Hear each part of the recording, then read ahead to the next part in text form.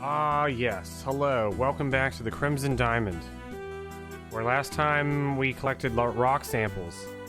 I forgot about that. We had to collect some tools, some rock samples, and then we had to solve a mystery of who stole some glasses. I don't remember. Who did steal stuff? Somebody stole some stuff, and the reasoning was, oh, it was the girl. Okay, hold up. One girl took a whole bunch of stuff. I have a list of names right here. Hold on. Margot, the quote-unquote friend, the really good friend of the guy that owns the lodge. She sold a bunch of stuff in order to keep the sister, Nessa, from taking it because it was sentimental.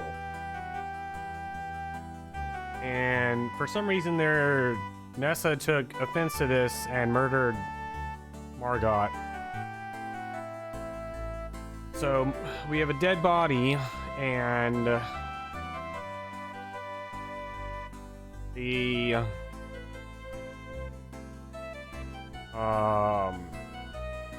butler and Butler's friend, and maybe another party, ranger or something, are doing some sort of scheme. Like maybe there actually is diamonds. I don't know.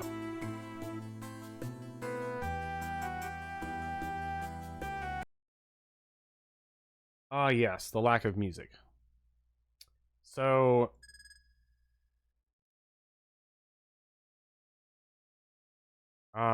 we did all that. Where is this notebook? Oh, here we go. Wow, the notebook just like scrolls to the top.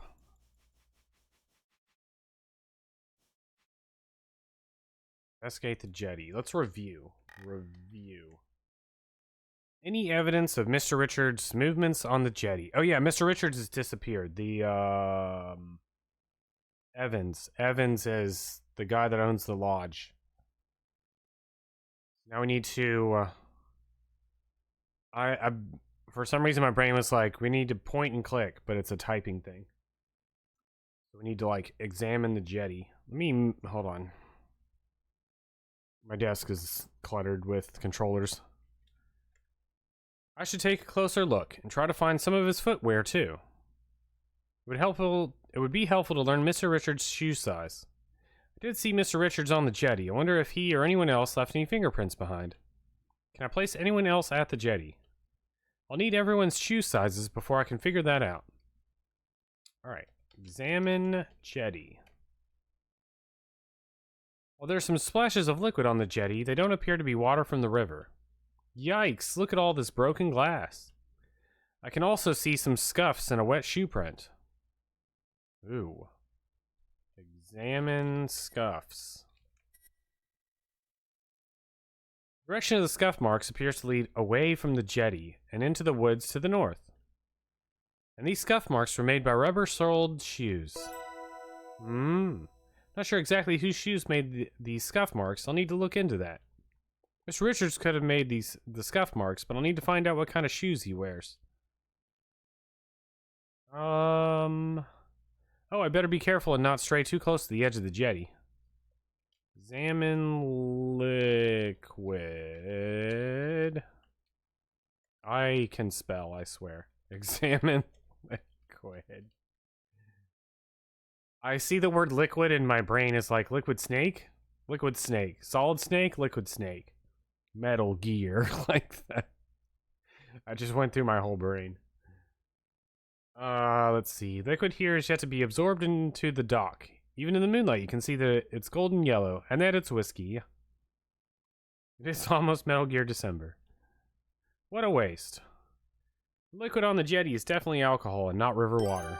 Mr. Richards was here not that long ago. If he'd drunkenly fallen into the river, I'd expect to see watermarks on the jetty where his impact caused splashes. Besides the spilled alcohol, the jetty is dry. What else did she say? Examine. There was like some scuff marks, some liquid. Some shoe prints. On closer inspection, you ascertain the shoe print came from a size 14 foot. First of all, I need to determine whether Mr. Richards himself made any of the shoe prints I found. Did Jack encounter Mr. Richards during this incident? I should find him and ask about his shoe size. Who knows what size Nessa's feet are under that long skirt? I'll need to investigate. Where have I seen Kimmy walking around outside? Could she have left some shoe prints on moist ground? What would be an unobtrusive way to learn Corvus's shoe size? Wonder if he's left any shoe prints anywhere. Albert could be mixed up in all this, but I'll need to find out his shoe size before I can say for certain, one way or another. Nathan could have made these shoe prints. Certainly can't rule him out. Have I seen Nathan walking in an area where he could have left shoe prints? Think so, and not too long ago. Type size check to review whose shoe sizes you still need to learn. I don't know Canadian shoe size charts. Size 14 sounds really big. Those are like clown shoes, where I'm from. Fingerprint comparison to shoe size comparison. Let's see. Is there anything else to examine? Examine bottles? Bottle?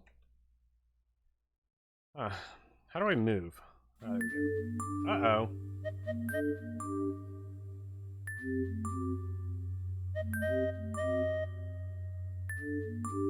See some possible signs of a struggle. There are scuffs and shoe prints in the grass and on the path, and some tree branches have been snapped off.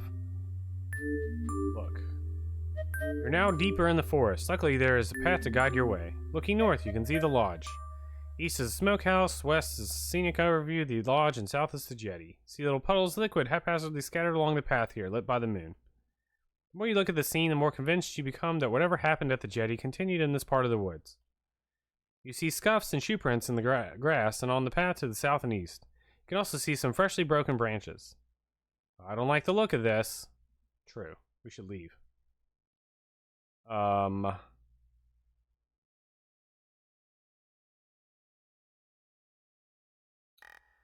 We got to soot the bottles. Glass. Carefully dust the overturned drinking glass for prints and reveal... Aha, a fingerprint. I better be careful not stray too close to the edge. On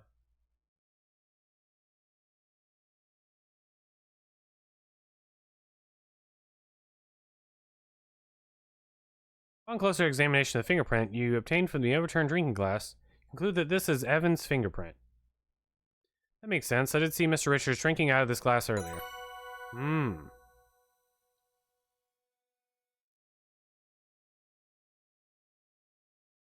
Carefully dust the crystal decanter fragments to reveal 2 fingerprints. Whoa.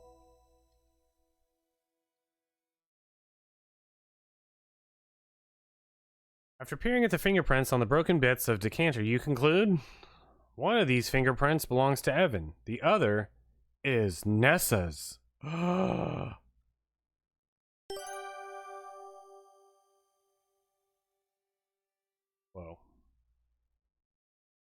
Alright, back here. Let's examine shoe prints. That seems to be the focus of this chapter. You can see a smattering of shoe prints here that appear to come from 2 different shoe sizes. Size shoes. Most of these look like they came from a size 14 foot, but there are a few here that look like to be size 8. Examine scuffs. On closer examination of the scuffs on the southern path, you conclude that someone was dragged from the jetty and into this area. Uh-oh. And it was a bit of a struggle by the looks of it. Scuff marks on the jetty are clear and made on the wooden jetty. If I can identify those ones, it would help me identify the ones here. Somebody was dragged, but there's 2, like, if that would mean there was a 3rd person, right? Am I wrong in thinking that? Because if you have 2 clearly defined shoe prints, those people were walking normally.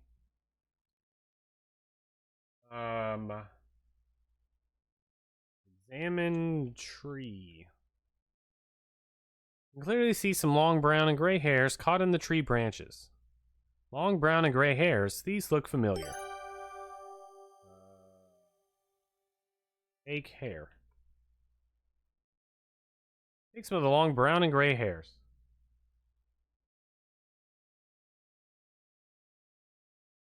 These might be useful bits of evidence.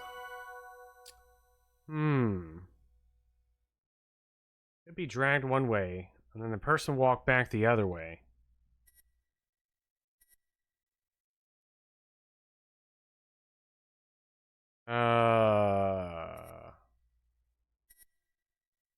Yes. Maybe. Oh, I forgot what we were looking at. Liquid. Look, examine, liquid. The puddles of whiskey are staggered at irregular intervals, both on and off the paths, almost as if whoever was responsible for them was also staggering. This doesn't bode well. The other thing is the liquid goes north, and the scuffs go east. My detective work is not up to par. I was gonna say as good as, and then I forgot the name of the guys. The two detective guys from that one game we played that I forgot the name of. One of them was a ghost. Alright, anyways.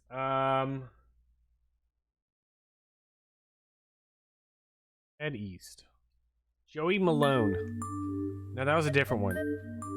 I was thinking of the one with the two guys, not the one with the girl and the guy.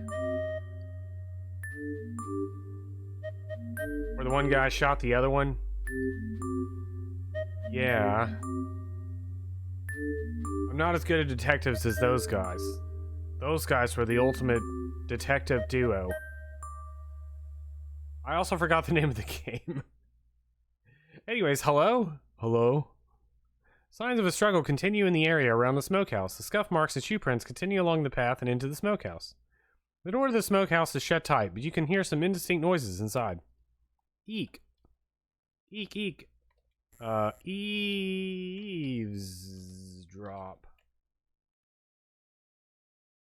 You don't hear any voices. Eavesdrop glass. You don't hear any voices. What?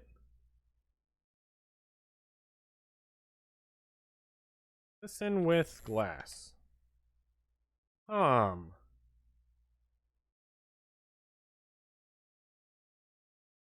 Salmon sparkle.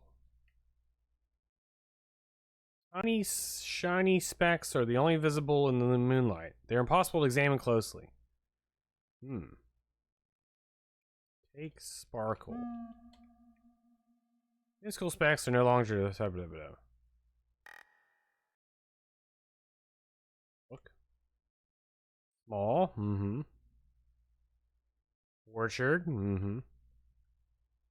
Scuff marks and shoe prints. Really don't like the look of this. There's something round and metallic shining on the path. Looks like a button. There we go. That was what I was looking for. How come I can't listen in on the smokehouse?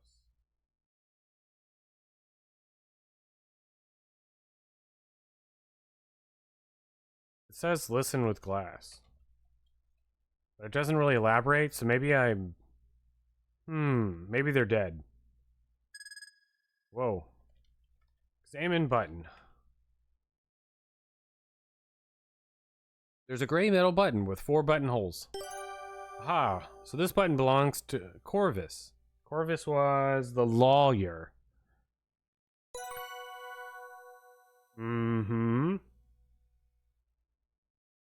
Examine footprints. Food prints.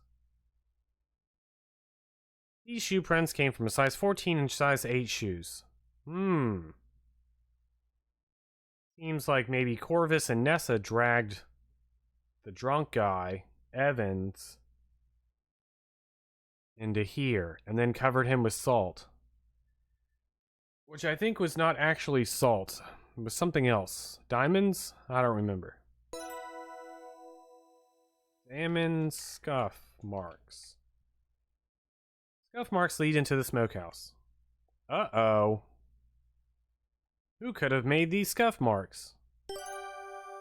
Uh-oh. Save.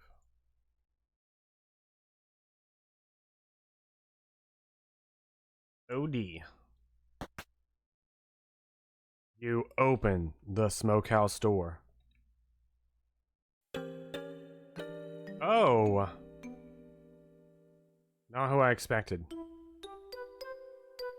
Nancy, I'm busy in here. Please step outside. Nathan is frantically rummaging in the smokehouse. Nathan, where's Mr. Richards? What happened? I don't know. That's what I'm trying to find out. If you don't have any helpful information, please lead me to figure this out. Oh, of course. On one hand, I'm relieved that I didn't stumble into anything ghastly. But on the other, where's Mr. Richards? What's happened to him? I'll need to come to some conclusions and present them to Nathan. Maybe then he'll let me into the smokehouse and I can continue my investigation. I'm going to need to figure out who was involved in the scene I found at the jetty.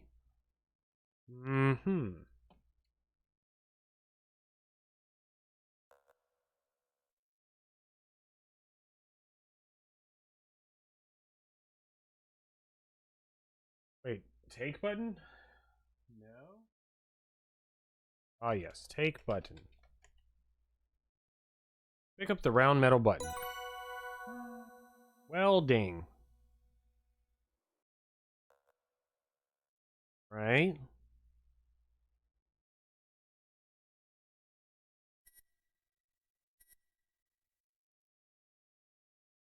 It says do this again. Footprints.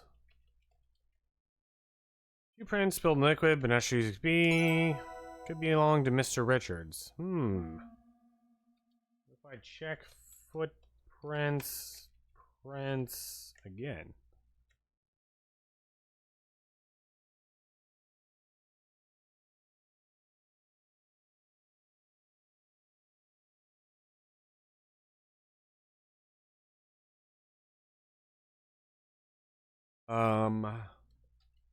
Look.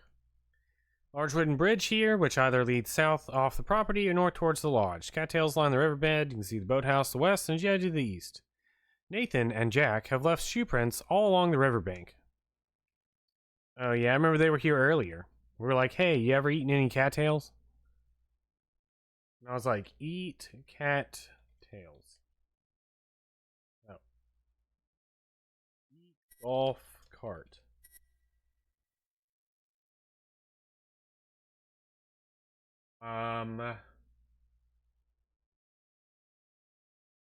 Check footprints.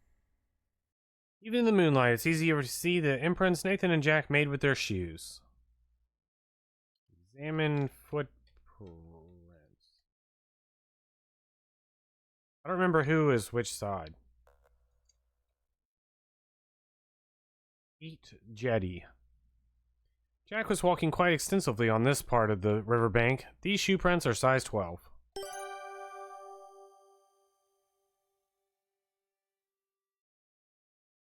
Shoe prints on this side of the bridge are quite large and freshly made. Considering I witnessed Nathan making these shoe prints, I can conclude he wears size 16. Neither of those are size 14.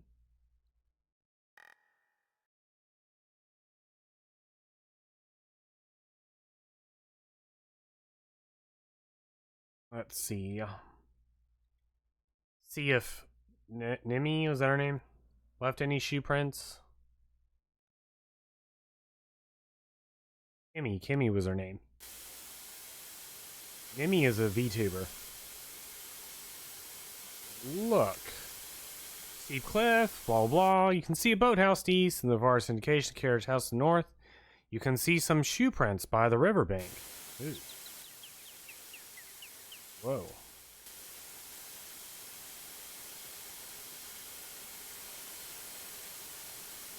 Good to see the shoe prints Kimmy left behind when she strayed close to the river while looking for ducks. Ooh, I'm glad she didn't slip on those rocks. I would have felt terrible.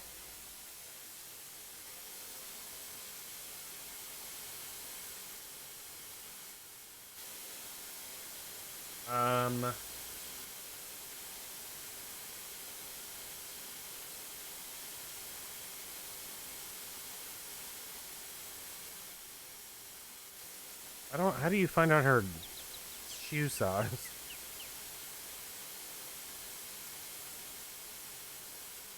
There we go. Upon closer inspection of Kimmy's shoe prints, you conclude that she wears a size 6 or 6.5.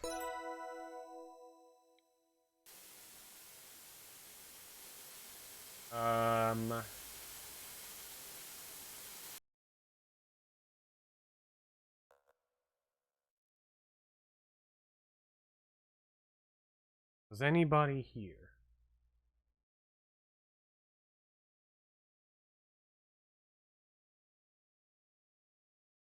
OD.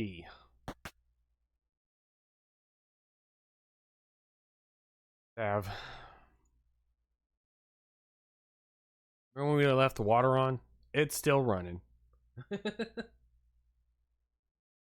Let's see. Check shoes. Examine shoes. Which boots would you like to examine? The woman's boots or the men's boots? Examine woman's boots. Just make a tire letter M in the woman's boots, just above the number 5.5. M probably for Margot. That confirms these boots belong to Margot, and that she wears size 5.5 boots. How wasteful. It's been... Water's been running for like 2 days now. Salmon men's boots. Take a closer look at the men's boots in the right-hand cubby. Thanks to your loop, you can clearly see that the initials ER, assuming Evan, written on the inside of the boots, small letters above the number 12. Ooh, still not a 14. These boots belong to Mr. Richards. Rubber soles, too. Pair of boots here that are marked with a J and are also size 12. J. Probably Jack, the butler. Ah, these must be Jack's boots. These have leather soles. Aha, the shoe prints I found on the jetty aren't Evan's. Yeah, because his shoes are here. Doesn't appear he walked away from the jetty. Scuff marks I found on the jetty leading away from the jetty were made by rubber-soled shoes. These rubber-soled men's boots belong to Mr. Richards. He's a practical man. Chloe was wearing a similar pair of brown boots the last time I saw him at the jetty. Uh-oh, I think Evan was forcibly dragged away. Uh-oh. Well, his shoes are here.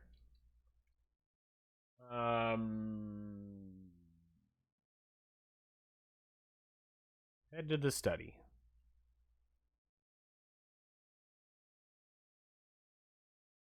App. That's on the first floor.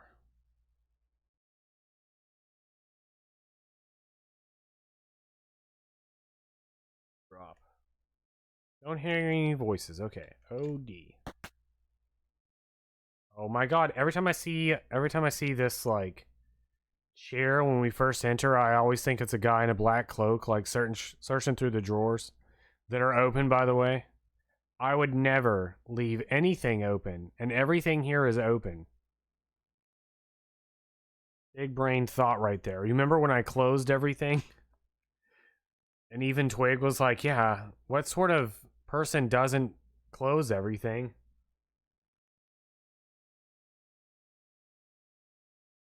Look. Evan Richards' well-appointed study. Next to the ordinarily carved fireplaces are fine tapestry depicting a forest scene. What? It's not a window. Anyways. There's a display cabinet beside the fireplace. Fancy desk with 2 brass fittings sits on the plush carpet. Surmise this room was once used by Evan's father, as it doesn't seem to be to his taste. Door to the west leads outside, and door to the east leads to the main floor hallway. The floor is littered with papers. Ooh. Examine.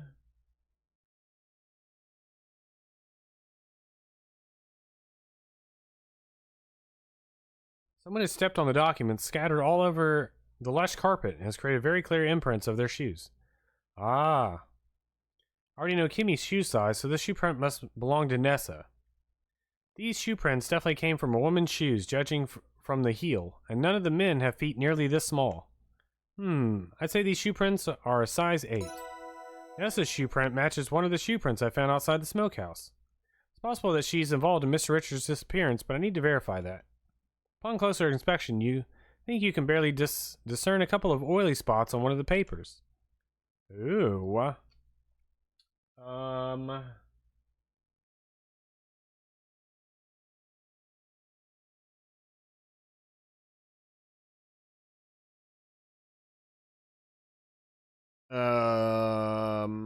Just checking with the guide here.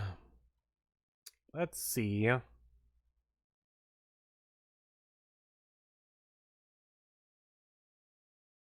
That's it here.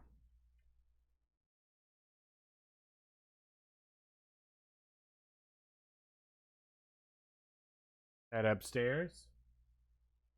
Matt. Guest bedroom 2. Okay. Oh yeah.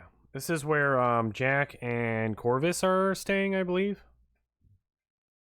Jack being the butler, and I'm gonna keep calling him Butler. I don't know what his actual name is. And then Corvus the lawyer. This is bedroom Jack is sharing with Corvus. Judging from the crate haphazardly filled with clothes, Jack didn't get much notice regarding this new living arrangement. Large dresser, blah blah blah. Door to the west leads back to the upstairs. And there's literally nothing else. Except for these shoes.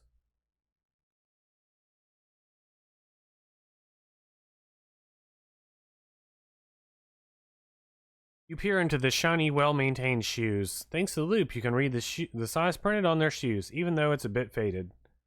I see, these shoes are a size 14. Seeing as they are set down by Corvus's bed, I think it's safe to assume they are his shoes. He's not wearing any shoes. He's walking around barefoot.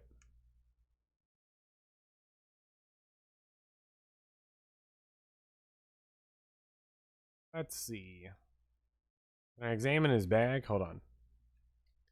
Examine bag. Wait, examine bag. See.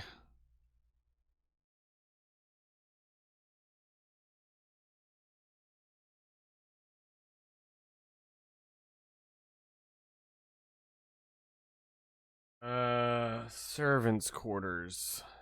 Eavesdrop. OD. Ugh, I forgot to lock my door again. I've had more than enough of your company, Nancy. Please leave me to my work.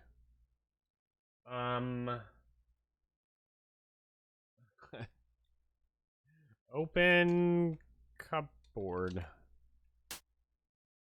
You open the wardrobe. Examine shoes. See a small number 12 marked on the insides of the shoes. Fantastic, I've gotten everyone's shoe size. It should come in handy. Corvus wears a size 14. He was involved in the altercation at the jetty. And Nessa and Corvus' shoe prints are all around the smokehouse. Whoa! One of Corvus' vest buttons somehow ended up near the smokehouse too. Nessa and Corvus were discussing something about a will. But whose?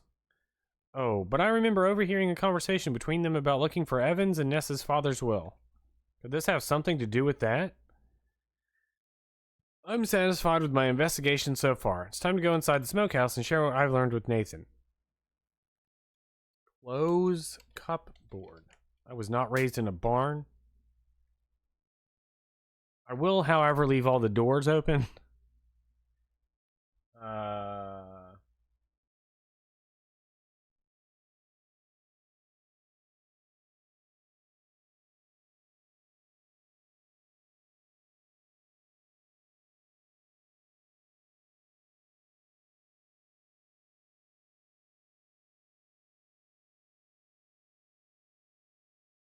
I assume we go to Nathan, but it mentioned something about eavesdropping a conversation.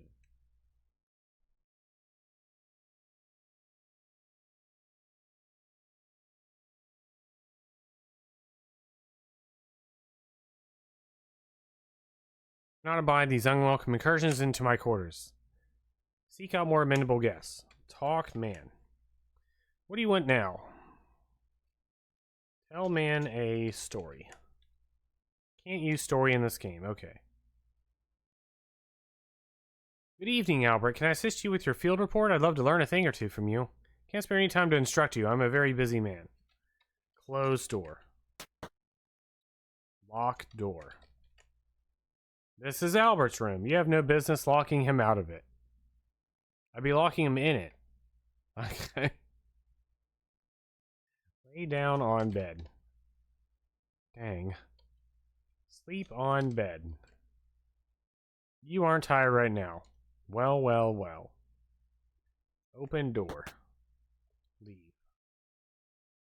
Fortunately, that doesn't accomplish anything. Leave room. Walk in the direction you'd like to go. An attempt was made.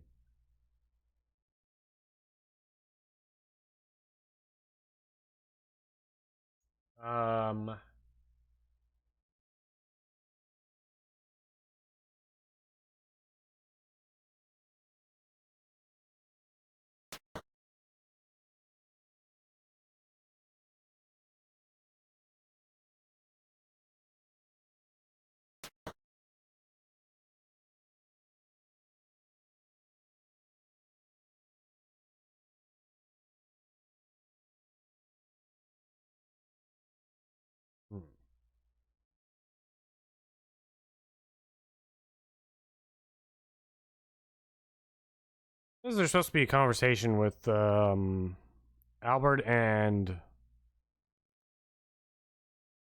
Ranger Murdoch. I assume we missed something somewhere. Probably earlier in the game. Hopefully that doesn't matter. We need another funny death. Unfortunately, we won't be getting one for a while.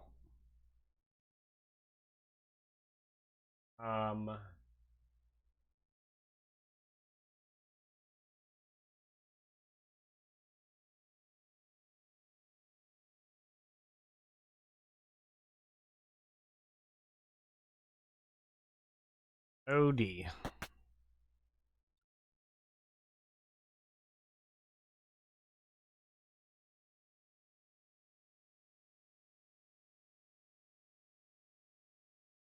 Head back to the smokehouse.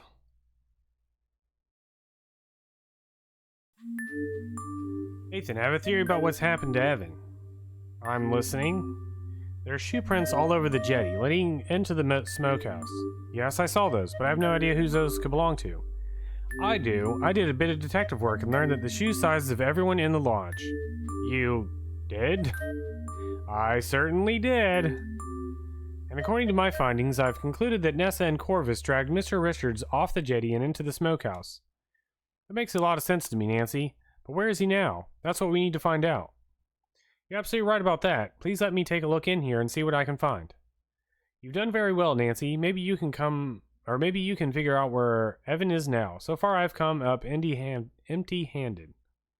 Thanks, Nathan. I'll try not to let you down. If you find anything of significance, let me know as soon as possible. Will do. Oh, one more thing. Yes, Nancy? Nessa seems to be desperately looking for something. Not sure what. She's made a mess of the study. There are papers all over. I think it has something to do with a will. I heard them talking about it in the parlor last night. A will? Come to think of it, they were discussing Evan and Nessa's father's will. That was after dinner yesterday. I need to go talk to Jack about all this. Meet us in the study when you're finished here. You can tell us all about this ersatz will and the mineralogical report then. Good luck, Nancy. Good luck to you too. Okay, what have we here? Hello, B. Where there's a will, there's a way.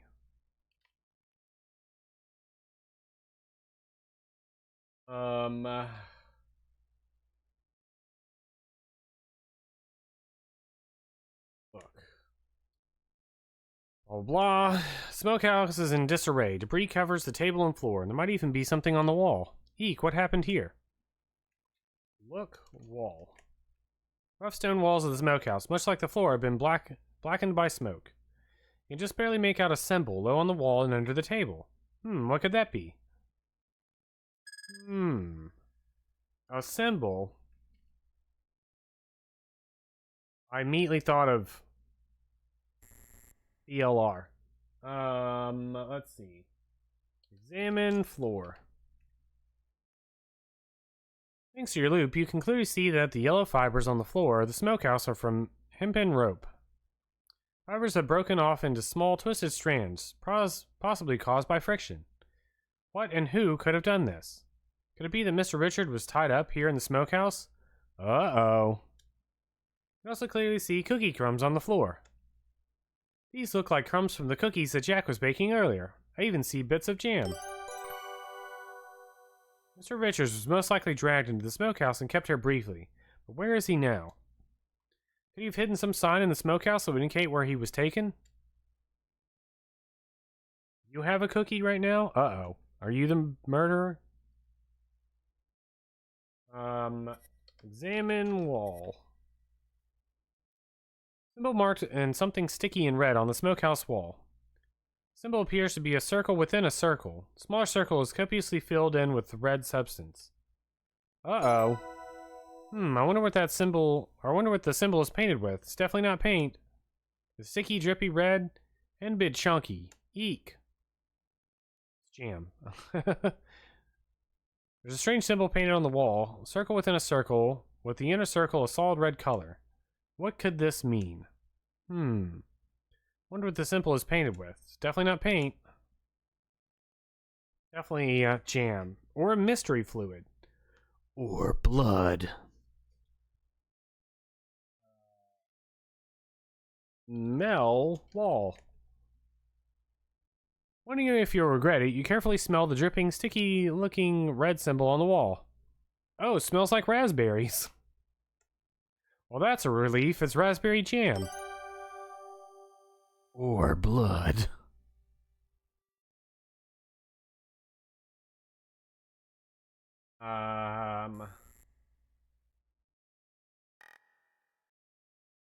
Let's see. Examine table. There are jagged fragments of Jordan almonds scattered all over the table. Uh-oh. Why in the world would Jordan almonds be in the smokehouse?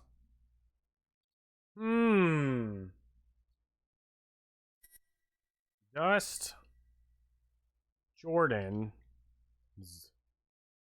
You carefully dust the Jordan almond fragments for fingerprints. And amazingly, you're able to recover a partial fingerprint from one of the larger pieces of Jordan almond. Whoa. Examine fingerprint. After comparing the partial fingerprint you obtained from the Jordan almond pieces, you conclude Nessa is the one who crushed these Jordan almonds in the smokehouse. Aha, I think I figured it out. Nessa crushed the Jordan almonds on the table. Mr. Richards is allergic to nuts. Could it be she was trying to weaponize them against him? Maybe that's why Nessa brought the Jordan almonds in the first place. She could have been scheming this entire time. Judging from the frayed rope fibers, Mr. Richards could have been tied up in the smokehouse after he disappeared from the jetty. I think Mr. Richards partially freed himself and painted a symbol with raspberry jam. He took care to conceal the symbol under the table. Could indicate where he was taken next. The symbol looks like the thumbprint cookies that I saw Jack baking, and their middles were filled with raspberry jam. Remember Jack saying that Mr. Richards likes to stash the cookies in his pockets. And I did find cookie crumbs on the floor in the smokehouse. I know that another name for the thumbprint cookies is Hollangrata. Ah, Hollangrata means raspberry cave in Swedish. So if Mr. Richards is trying to help people find him, then he's in a place that would be like a raspberry cave. Garnets! He must have been taken to the garnet mines. Hold on. This, strand of, thought. This strand of thought is me just, sitting at work, thinking about the largest reach you've ever heard. I'm sure it keeps going. What's Nessa planning? I don't have a good feeling about this. I'll talk to Jack and Nathan. Maybe they can help. Oh my god. I work alone for like a good 8 hours, and I just have a lot of time to think. These are my thoughts. Like, this is exactly what I'm thinking. What does that symbol mean?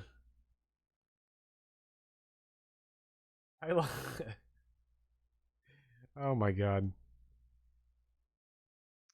Let's see here.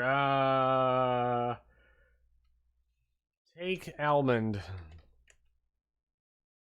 You remove some of the Jordan almond fragments from the table, taking great care not to pierce your skin on the jagged pieces.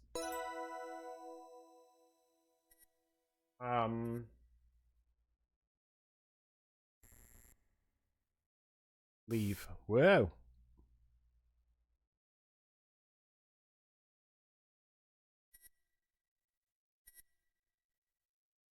Odie. That's a character from Garfield. Save.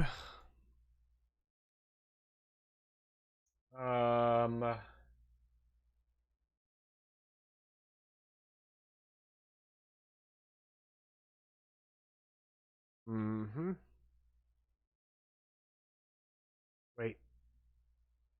That was weird.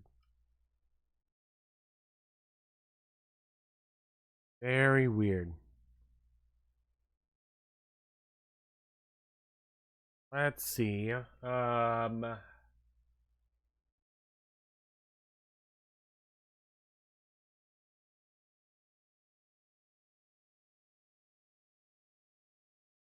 Eavesdrop. Don't hear any voices from where you're standing. Nessa and Corvus are talking now. I should eavesdrop. Eavesdrop. Bum bum bum. That hussy, that harlot, that strumpet. Where could she have hidden my brooch? I've looked everywhere. Nessa, we can't be hanging around much longer. I finished writing the new will. You've gotten Albert's report. We're finished here. I know that, and I don't need reminding. Once we're finished searching here, we'll get back to Evan. Make him sign. Shh. Who knows who's listening? The walls have ears. Yes, yes. Nessa and Corvus are still rummaging about in the walk-in closet, but the conversation appears to be over.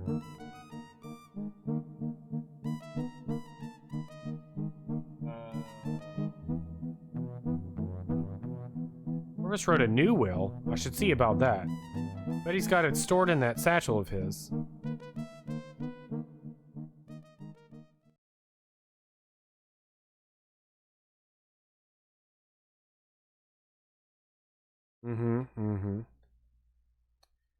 OD. Examine satchel. Where was this satchel is locked? Key to the satchel has to be around here somewhere. Open satchel. Open sesame. Sesame? How do you spell that word? Open sesame. Open. Ali Zebu.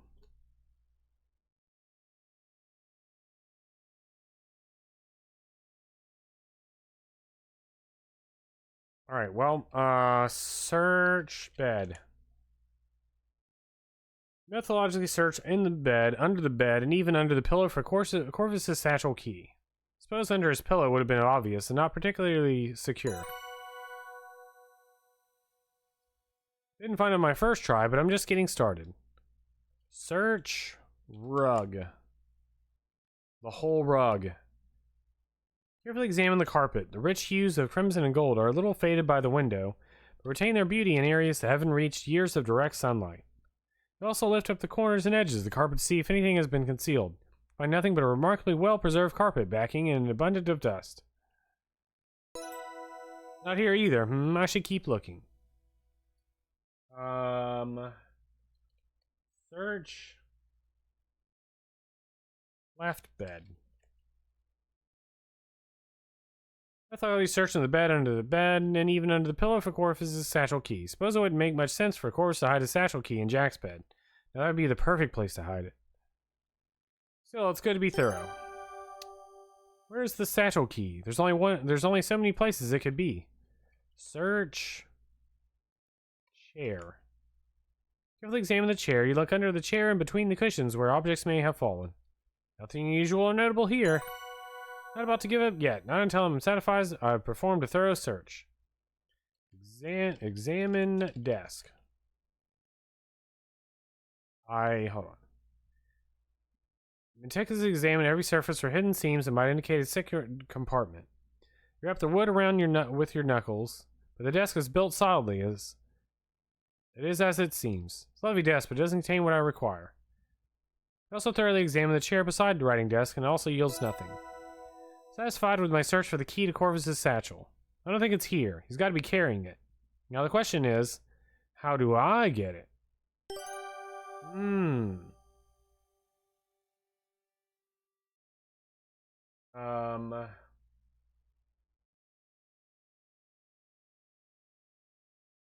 I have an idea. First, we're going to go to the bathroom and get naked. Where's the bathroom? First, we're going to go to the bathroom and get naked. Just kidding.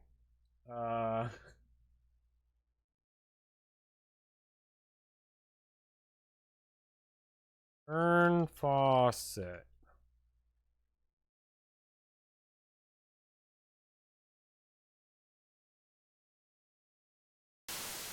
Turn on the tap. Fill mug.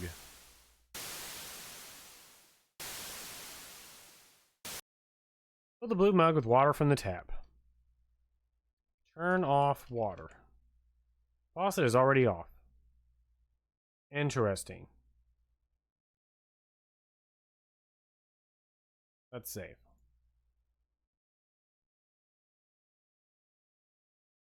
Hello?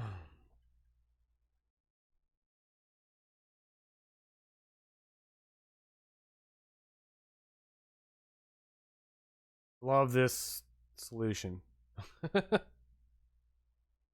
Here's Corvus. Now, how do I get the satchel key from him? Let's have it in one of his pockets. Talk, everyone. Don't you dare touch a thing. I'm looking for my ruby brooch, the one Margot stole. Oh, well, can I help you look for it? Or, well, I can help you look for it. Not in your life. You'll just pocket it for yourself. Get out of here.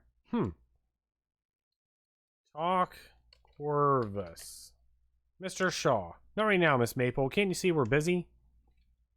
Spill water on Corvus. Oops. What have you done? You clumsy girl, you've soaked me through. I'm sorry, Mr. Shaw. I'm such a lummox. Fortunately, I packed a second set of clothes, and it looks much the same as this. Hurry up and change, then. You'll need to help me find my brooch before... Well, anyway, get back here quick. Right. Excuse me, ladies. Corvus has the room to change his clothes. Not knowing what to do, you stand awkwardly and wait for him to return. All the while, Nessa continues to go through Margaret's things. Soon enough, Corvus returns, clad in an identical vest and trousers. There, you see? It's like it didn't even happen. But do keep away from me, Miss Maple. Don't have another fresh set of clothes. Of course, and again, I'm very sorry. Just stay out of our way, won't you? Will do.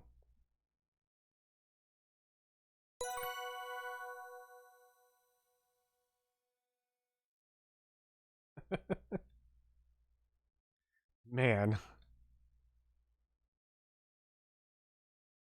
It was just that simple. Search clothes. Whose clothes would you like to examine?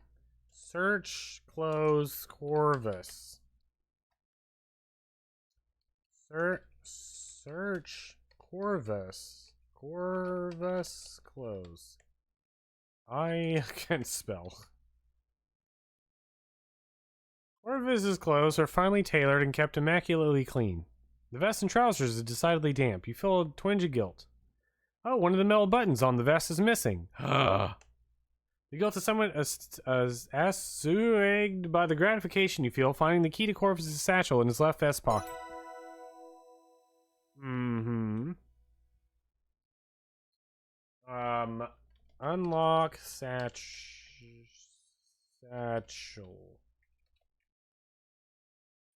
Satchel? Satchels. Unlock. Satchel. Can't unlock the satchel. You don't have the key. Oh. Take key. Reach in the left vest pocket and take the key to Corvus's satchel. I'll just borrow this key for a little bit. Unlock satchel.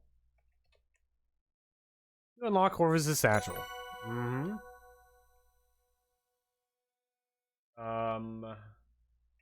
Open satchel. You open Corvus's satchel. Search satchel.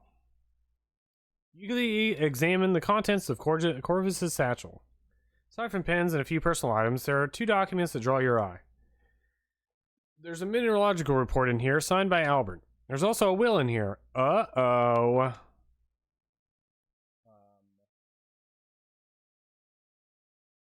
Take will. You remove the will from Corvus's satchel. I'll just shift some papers around to make it look less obvious than anything was taken. Yeah, right. Examine will. The last will and testament details what should happen to Evan Richards' property and possessions upon his death. This document says that everything goes to Nessa. That's surprising considering their strained relationship. Your eyebrows raised as you reach the end of the will. It's been signed by Corvus Shaw, with Nessa Krabs signing as a witness. There's a blank line under which is written Evan Richards. It appears that Evan has yet to sign this document. The entirety of the will appears to be in Corvus's handwriting. This looks pretty fishy to me. Very true.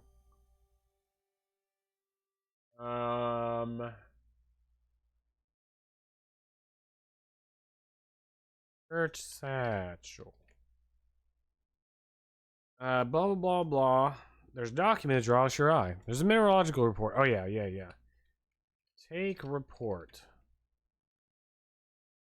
Remove the mineralogical report from Corvus' satchel. Hopefully Corvus won't notice that this is missing. There's still plenty of papers in the satchel. Examine report.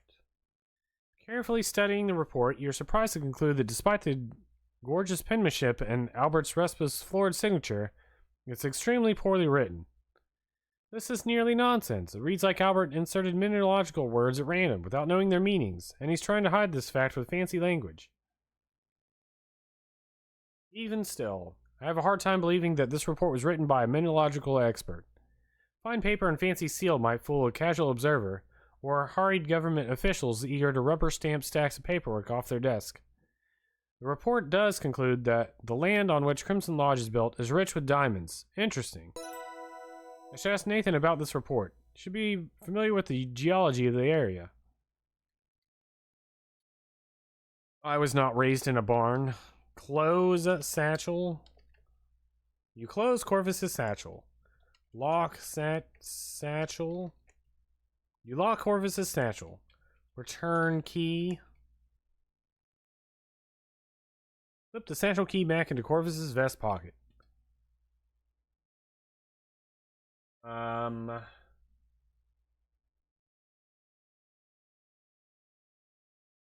Close door.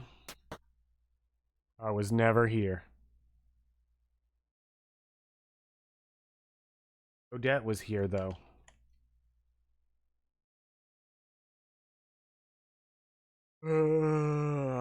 Weird noises. Oh, you weren't here when I mentioned Claire earlier.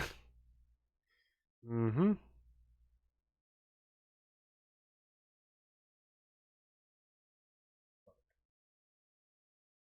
Howdy. Jack is here. Nathan is here. That's it. Claire came over to... I'm sitting here eating breakfast, doing whatever. Claire just comes over, jumps in my lap, and then just throws up in my lap. And just like sits there like nothing happened. Like, wow, thank you, Claire. Thank you so much for this wonderful gift.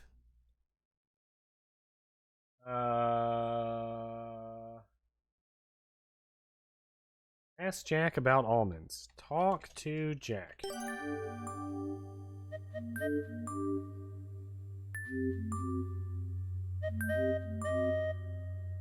Oh, hold on. Whoa, whoa, whoa. Minor mistake. Alright. Ask Jack about almonds. I think I did this earlier, actually. Oh yeah, Nessa brought some Jordan almonds into the lounge and put them in a bowl in the parlor. She knows Mr. Richards is allergic to nuts. Ever since they were kids. Pretty considerate if you ask me. Mr. Richards is allergic to nuts. Could it be Nessa was trying to weaponize them to use against him? Maybe that's Nessa brought the Jordan almonds in the first place. I think we already knew that. Because I was like, ask about these. Ask about these.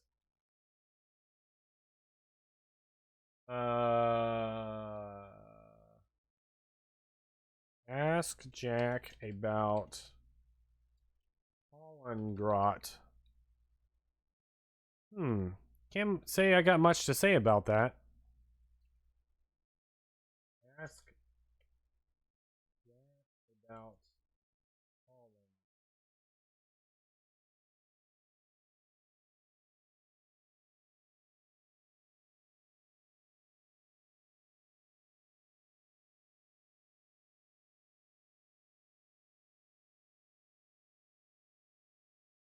Holland. Notes.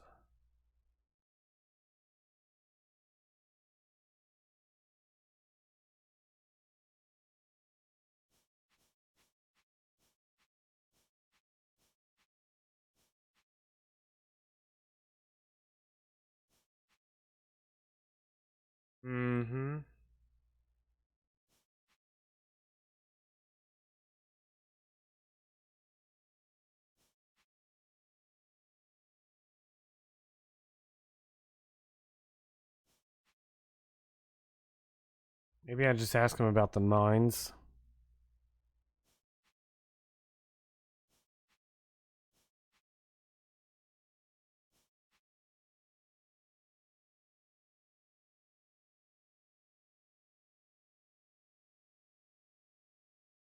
Ask Jack about mines.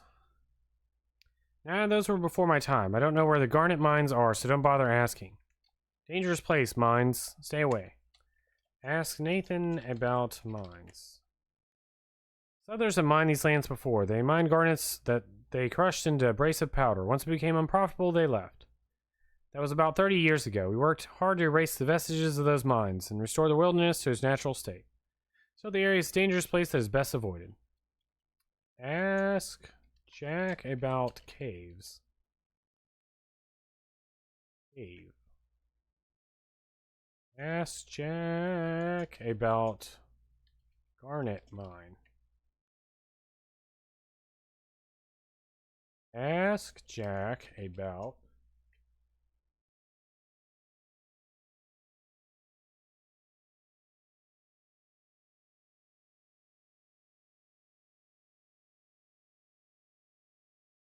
not sure if this is how it's spelled.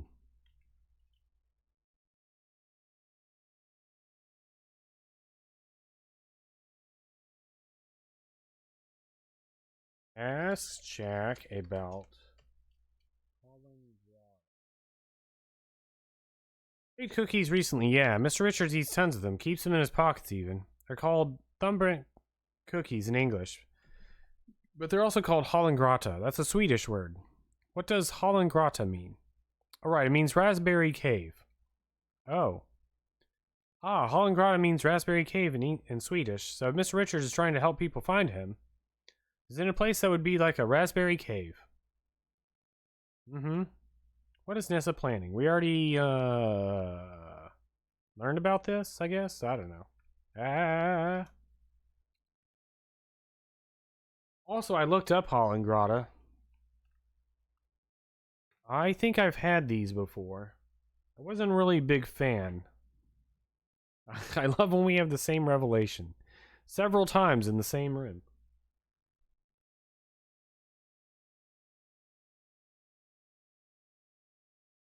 Somebody I know used to like these cookies. I don't remember who. I was never really a fan. They're kind of...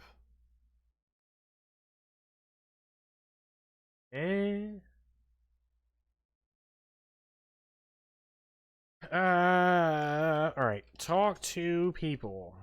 You breathlessly tell Nathan and Jack your theory about what happened in the smokehouse, ending with your belief that Mr. Richards was taken to the Garnet Mines. You think Mr. Richards was taken to the Garnet Mines? These have been sealed shut for decades, which makes them a perfect place to hide someone. Uh-oh. We should drive out there and check, just in case. I agree. It'll take some time to prep the automobile to the carriage house. I'll meet you there. I'm gonna fetch Ranger Murdoch. Stay put here in the lodge, Nancy, in case Mr. Richards comes back. Okay,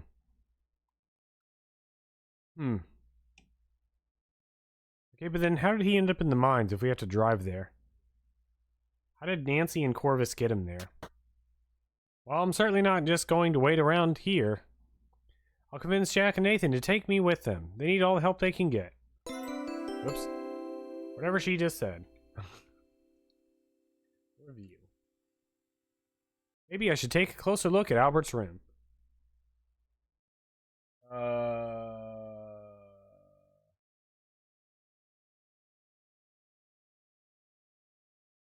Albert stored some of his things in the blue trunk in the upstairs closet. I wonder if anything was left behind.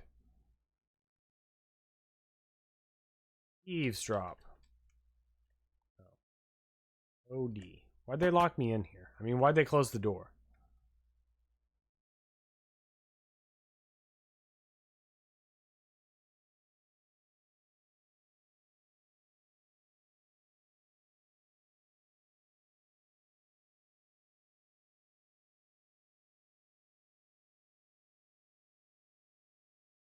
Let's save.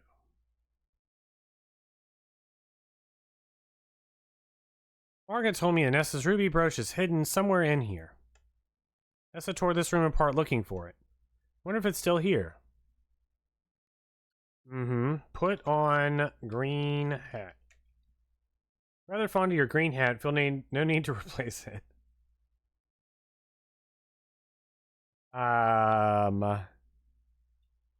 Put on my hat. You don't need to wear your hat. What? In yellow hat. Yellow hat. Take the yellow hat down from the shelf, mannequin head and all. Take a close look at the yellow hat, admiring the quality workmanship. Maybe one day you'll own a hat as fine as this. See why Nessa didn't bother inspecting all the hats. They're up high and hard to reach. Mannequin heads are surprisingly solid and heavy, not hollow, leaving no room for hidden items. Or is there? Examine green hat. Take the green hat down from the shelf, mannequin head and all. Green hat is a lot like yours, except newer and made of finer wool. Mannequin heads are all made of painted hardwood, so the brooch couldn't be stuck into them to conceal it. Merely shaking the mannequin head is all that would be required to check if the brooch was balanced under one of the hats. Examine blue hat. Take the blue hat down from the shelf, mannequin head and all. Red silk rose on the blue hat is exquisite. Stitching is minute and even. Your arms are starting to ache from straining them to their limits to reach the hats. You wonder if your efforts will prove fruitful. Starting to doubt it. Alright, what color is this last hat? Examine... light blue hat. Aha. Apparently cyan also works. Take the teal hat, or teal apparently. Teal hat down from the shelf, mannequin head and all. The bright teal color of this hat isn't faded in the slightest. The underside of the brim is the same gorgeous hue. With a grunt of effort, you rest the last mannequin head down from the shelf and examine the hat closely. Oh. Pinned to the inside of the last hat you inspect, you find Nessa's ruby brooch. Margot had cleverly concealed the pinned part of the brooch between the hat and its band. Carefully unpin the ruby brooch from the hat before returning the mannequin head and hat to the top of the shelf. Glad I found it, but what do I do with it now? Guess I'd better find Nessa and give it back. Unless... dust brooch. Brooch? You brush some powdery soot onto the ruby brooch. You are shocked to discover not one, but 2 clear fingerprints. Whoa! Examine brooch. You admire the rich, much-coveted pigeon blood, deep red hue of the ruby mounted on the brooch. Thanks to your loupe, you detect faint, rudal inclusions. But the gem is eye clean, which means the inclusions aren't visible to the naked eye. The inclusions are also called silk.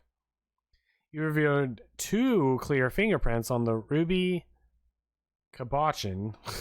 You compare them to the fingerprints you've obtained from everyone in the lodge.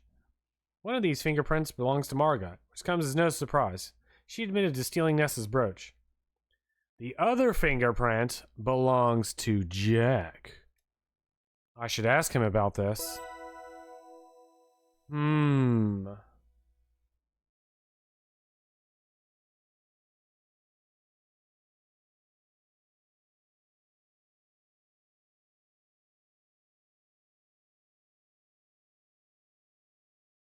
Oh, his door's open. What's happened here? Albert's room is a mess. Clothes are hanging haphazardly in the wardrobe. A wastepaper basket is stuffed full of papers. And all his luggage is gone.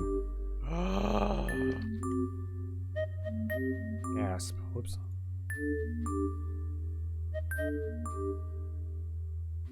Small bedroom, humbly furnished. Furniture in this room is simple make. Toward the west. Albert's room is in disarray. Crumpled papers are stuffed into his wastepaper basket and overflowing onto the floor. Clothes are scattered in the closet and his luggage is gone. It looks like he left in a hurry. But where? Look. Floor. Red and blue is one of your favorite color combinations. The carpet is a pleasing pattern, too. There's a strip of telegraph tape lying beside the wastepaper basket. The wastepaper basket is stuffed to capacity. I'm not surprised the telegraph tape fell out. Red cylinder is partially hidden under Albert's bed. Ooh. Examines.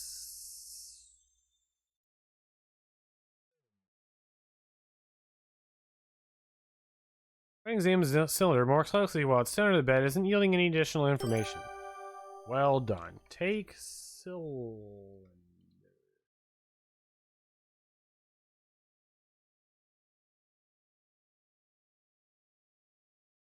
Ooh, Little Misfortune.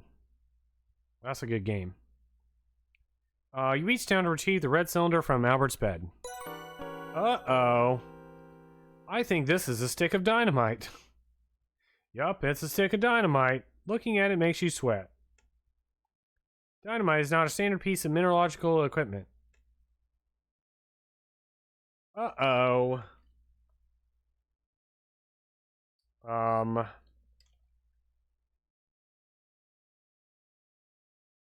Dynamite. That doesn't look very appetizing. Light dynamite. What? Eat dynamite with seasoning. Can't use seasoning in this game. Sad. Cry uncontrollably. Can't use cry in this game. What?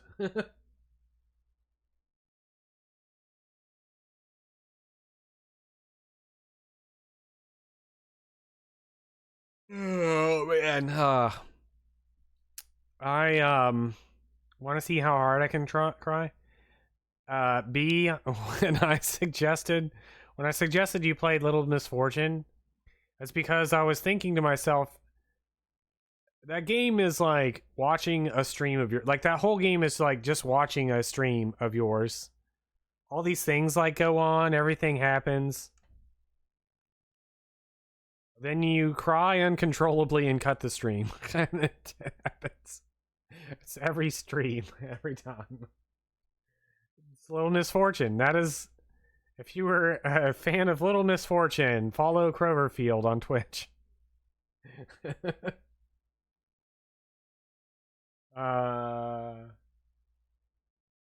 see, what are we up to?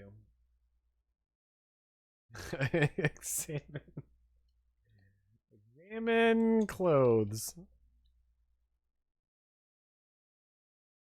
Methodologic. Okay, like, hold on, go back to B stream. That game on the surface, you look at it, and we actually discussed this like multiple times the other day. I think. Like, on the surface, you see Little Misfortune, and you're like, oh, this is probably a nice little comfy, cozy game. And then Little Misfortune is like, what the fuck? And she like drops a doll, and you're like, whoa, she can't say that. And that's like, we were talking about how people thought that B stream, that they would be doing something, and then they would be like, shit. And everybody's like, whoa, you can't say those words. You're not that kind of person. And B's like, I do whatever I want. You guys can't tell me what to do. But also there's like glitter and rainbows, unicorns. Anyways, that's my thoughts on Little Misfortune.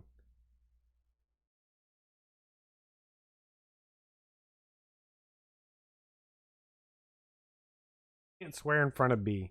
Meanwhile,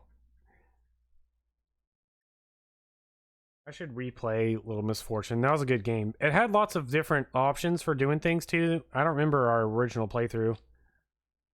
I won't play it for trivia though. Or probably at all, because I got too many other things going on. Anyways, you methodologically, back to this game, methodologically check all the pockets and garments that Albert has left behind. In the last jacket pocket, you find a train ticket stub. Okay, but the train's out. Take ticket stub. You take the ticket stub. Just ticket stub. Stub's a zombie. Careful application of set reveals a clear fingerprint in the ticket stub. Oh, this looks like Albert's fingerprint. Not surprised, but it ensures that he can be connected to this particular item.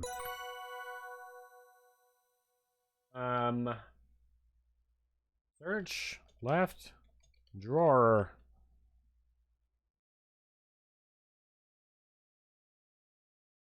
Use cigar butt in the upper left drawer. Take cigar butt. Take the cigar butt from the desk drawer.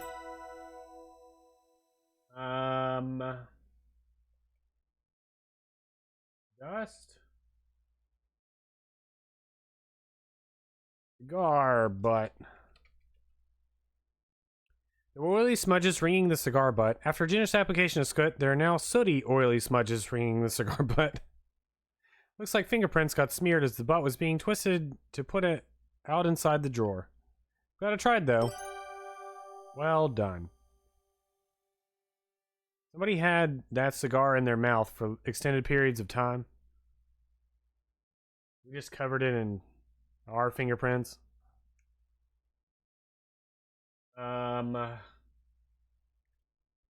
Search right drawer. What? I could just type cigar, but I felt the need to type butt. You open the right desk drawers. The right desk drawers are empty. Well then. Examine trash. See some crumpled papers in the waste paper basket. They don't appear to have anything written on them. There's a strip of telegraph tape lying just outside the waste paper basket on the carpeted floor.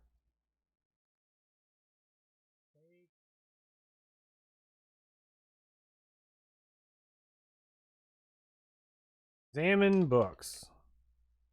Spines aren't broken and the cover shows no signs of wear. These books are in pristine condition. I guess Albert takes really good care of his books. Or he's never used them. Take paper. Take the crumpled papers out of the waste paper basket. Shove them in your pockets. Take tape. Pick up the strip of telegraph paper. Read tape. Telegraph tape reads as follows. Carl L. Who is Carl L? I have Carl L written down. Carl L. Proceed to Sue Locks with package. Deliver package by 3 a.m. Await further instructions. Well done in crimson. Well done in crimson? What could that mean? Who on earth is Carl L? That's the second time we've heard that name, because I wrote it down, and then I wrote question mark, question mark.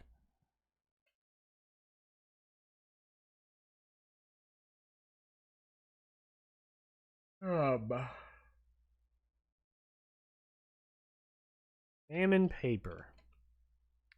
First, the papers look blank, but upon closer examination, you can see faint indentions in them. Okay.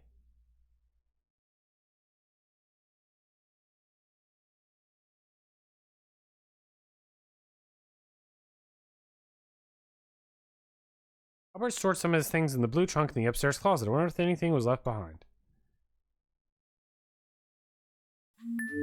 Oh. Big blue trunk lid is up and the padlock hanging open. I wonder what was stored in here.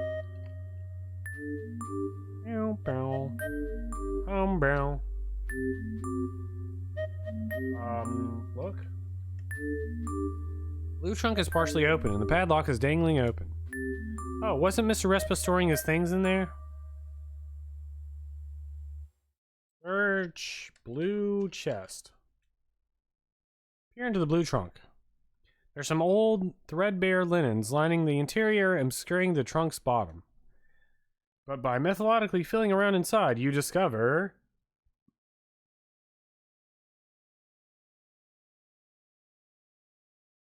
a dead body. Just kidding. A bullet and a blasting cap. My father was in construction. I know a blasting cap when I see one. But why would Albert put these in here? Jack let Albert store his things in this trunk. He wanted to lock this all away. Same as how he demanded to stay in Jack's room, the only bedroom with a lock. Seems like Albert was concerned about keeping his secrets. And he's armed? Uh-oh. He's not armed anymore. I got all his stuff. He was carrying dynamite with him, too. It's wise of him to store the dynamite and blasting caps separately. Seems to know more about demolition than mineralogy.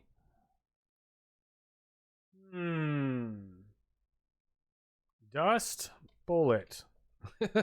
What? Take bullet. You take the bullet. Dust bullet. Set slips off the bullet's smooth metal casing. It was a good thought. Alright, here we go. Take blasting cap. You take the blasting cap. Dust blasting cap. Reveal a fingerprint on the blasting cap's 10. Aha. Examine blasting cap. Reveal a fingerprint on the 10 of blasting caps. Following instructions. So I know what these look like. Kids would sometimes play with them. Not me, but the other kids. Definitely not me. Comparing the fingerprint to your collection, you conclude, aha, as I suspected, this fingerprint belongs to Albert. Blasting caps are not standard mineralogist equipment.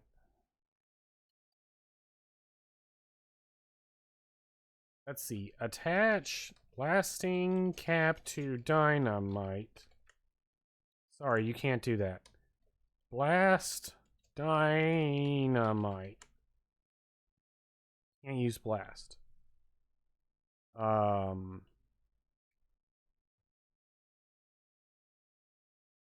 Doesn't say anything about a death here.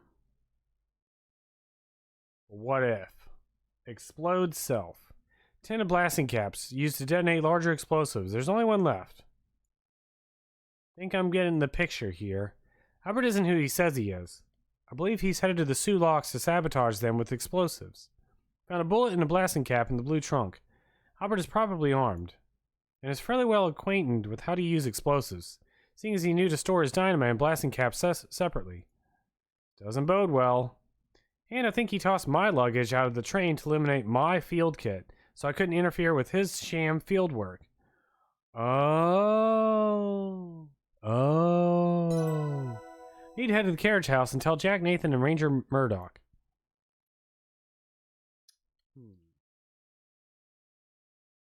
How can I explode self? Explode. Use blasting cap. Other verbs are required.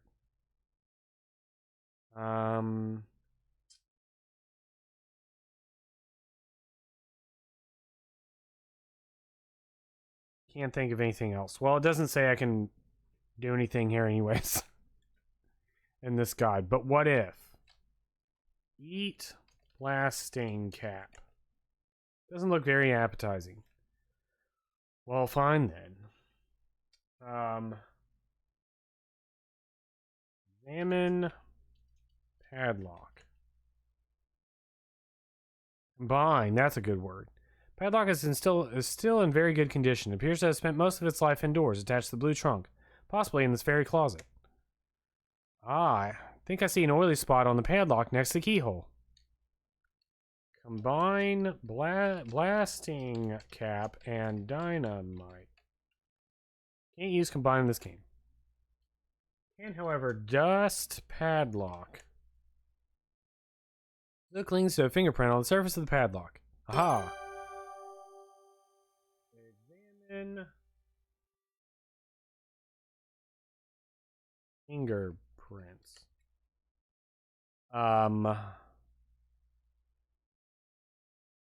Not what I wanted. Examine padlock fingerprint. No? Examine padlock. Padlock, You revealed a fingerprint. If you are carefully examining the fingerprint you revealed on the padlock, you realize that it belongs to Albert. Padlock looks even sturdier up close. But this thing would secure just about anything.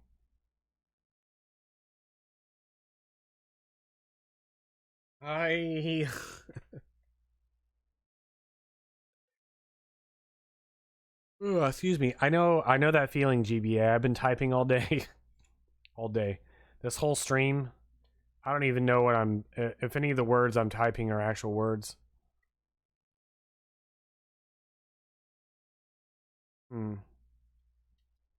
OD.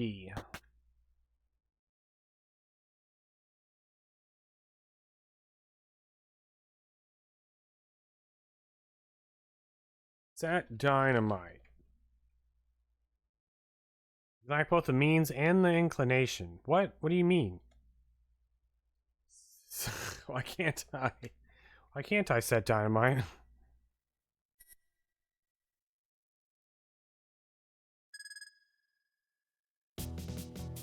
Oh. What's this? The double doors have been thrown wide open. You can see Ranger Murdoch and Jack inside the carriage house. They look nonplussed. Jack, what's going on? What's going on? The automobile's gone, Nancy. Oh. Well, I bet it's at the Crimson Mines. I can see that. Someone must have picked the lock on the driver's side door and made off with it. I think Albert's stolen the automobile. You hear a rumbling. Who is Albert? Oh, Albert's the fake mineralogist. Hear a rumbling. Is that Thunder? Nope, that's Nathan. He went and got his automobile. Tell me what you know on the way. Time's a-wasting. Let's go. Right. It's going to be a bit of a tight squeeze and a bumpy ride. It's actually Evan's father's old car. I've managed to keep it running decently well, though the shocks are pretty stiff. Decently well? Heh, it'll be fine, Nancy. Just hang on tight.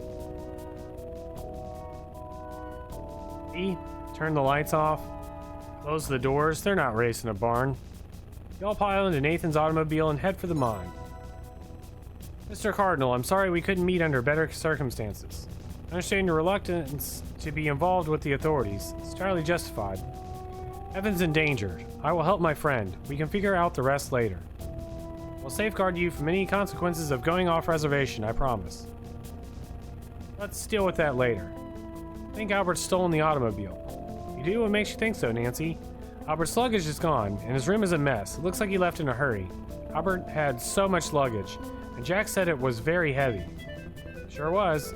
There's no way he could have handled all that luggage himself unless he took the automobile. I think he's driving it to the Sulaks to destroy it. Stumbled upon a confrontation between Albert and Kimmy. He was furious with her. It was such a bewildering encounter. Kimmy had a map with the Sulaks circled. I think that had something to do with Albert leaving so suddenly. Must have thought she was onto his sabotage plan, but Kimmy told me she was interested in seeing the Sulaks as a tourist. He's not a Belgian mineralogist at all. He's a German spy. What? How do you come to that conclusion? And his name might actually be Carl L. Carl L? Where did you hear that name? Found this telegraph tape and stick of dynamite at Carl's room. And I found a bullet with a blasting cap in the blue trunk where he was storing some of his things. I think Carl is highly knowledgeable about explosives, armed and dangerous. Fantastic detective work, Nancy. I need to notify the appropriate authorities and follow up on this imminent threat. Oh, also I think Albert's got a gun. He's been storing bullets in the blue trunk. And he's knowledgeable with explosives. He's storing the blasting caps and dynamite separately. I think you're dealing with a professional saboteur, one that's armed and dangerous. Got it. I'll keep all that in mind when we confront him, Nancy. Thank you. Please be careful. I will. I'll tell you how it goes when we meet again. Mr. Cardinal, could you please drop me off at the train station? I can send an urgent telegram for reinforcements. I'll have rangers at the Sulaks as soon as possible. Of course. But first, to the Garnet Mines. They're closer. Good idea. Telegrams travel faster than any automobile. Albert would take some hours to arrive at his destination.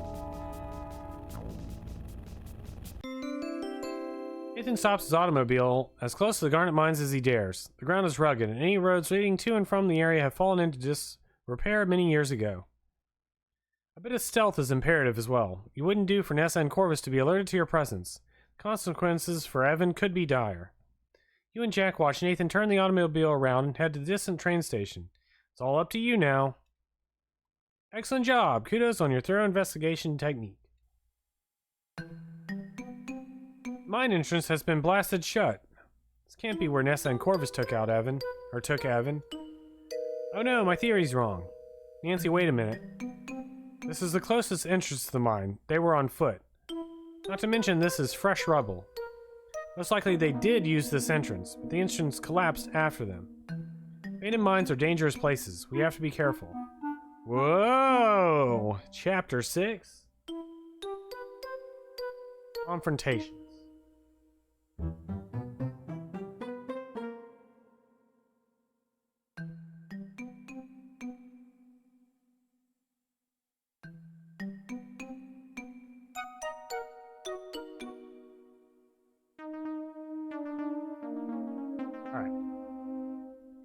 How are we going to get in? Don't know, but I'm going to grab that shovel and start digging. Man of action.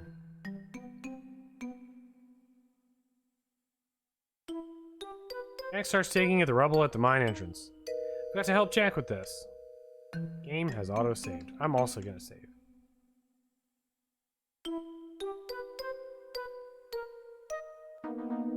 Push plunger. Before I can do that, I need to rig everything properly. Oh.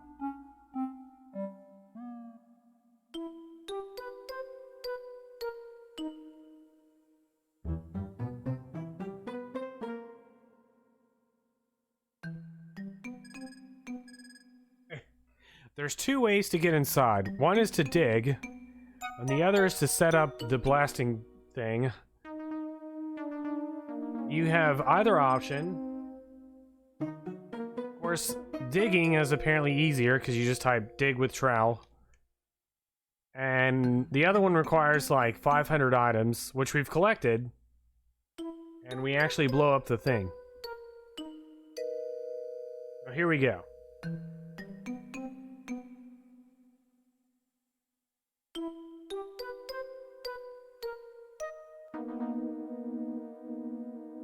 Alright, hold on. Look. So anyways, I started blasting. The abandoned garnet mine looks stark and desolate in the moonlight. Debris and forgotten equipment litter the area. There's rubble completely obscuring the entrance. The rubble does look fresh. Could be that Nessa and Corvus did enter the mine from here. Jack is here. Okay, hold on though. The guide doesn't mention it, but I just want to note that if we blow up the entrance, that would give away our location and the fact that we're here. Whereas digging would waste a whole bunch of time, but they would not know that we were here. And the thing mentions stealth, and how it's better to be stealthy. Thirdly, I'd like to mention that there is a smiley face in this guy's butt.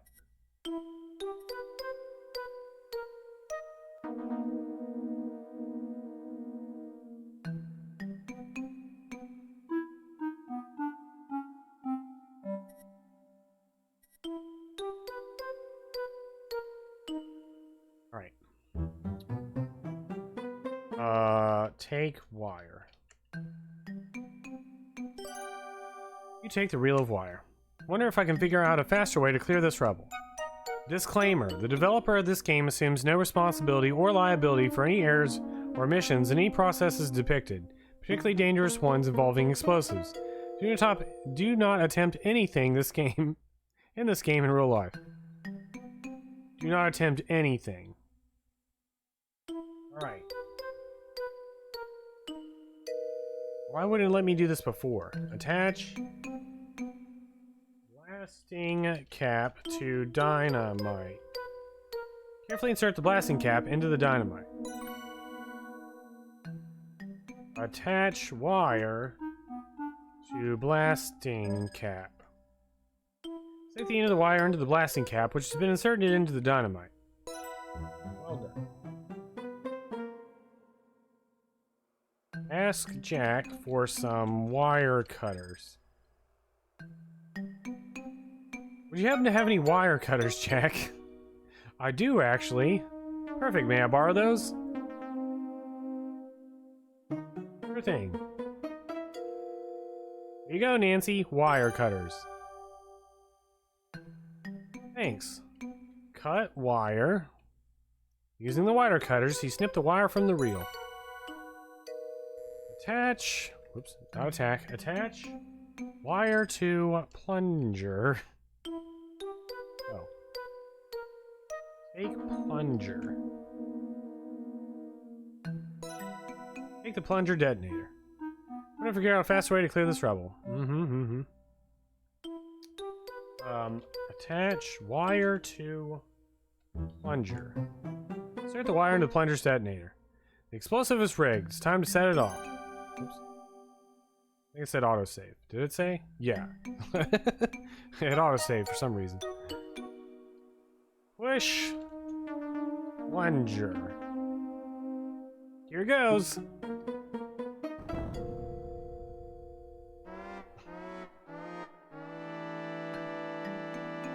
Oh man. Maybe steps back a wee bit. I got like 3 achievements for that. What was that? Oh man. Alright.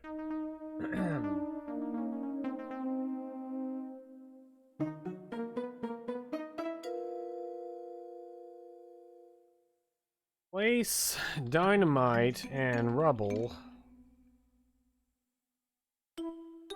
Jack, I'm ready to set the explosive charge. Got it, Nancy. Give me a second.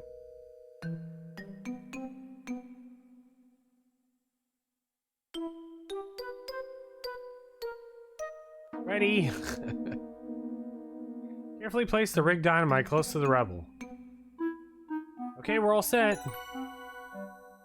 Take plunger behind rock.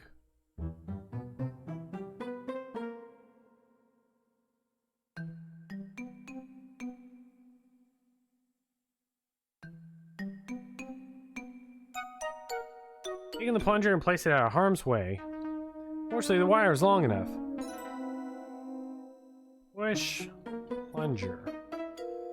Here goes nothing.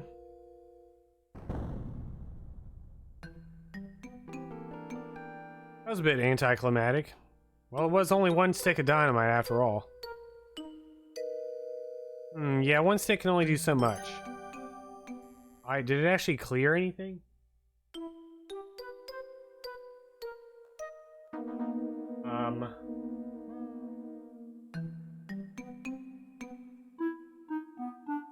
Something random you can do here. River sample on brooch. Verifying many times to test this Kakabulon, need to verify that it is in fact a ruby.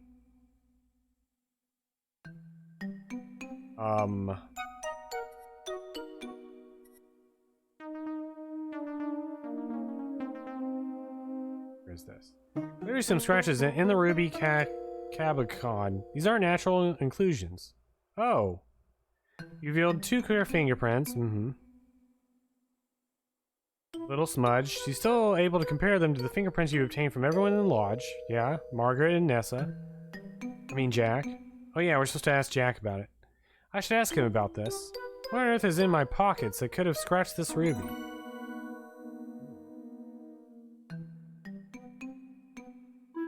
Rub river sample on brooch.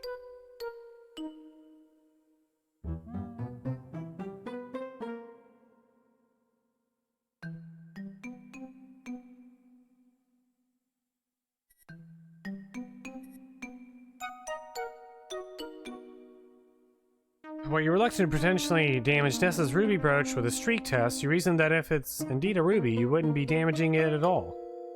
Because rubies are harder than unglazed porcelain, they would scratch the streak plate, not the other way around.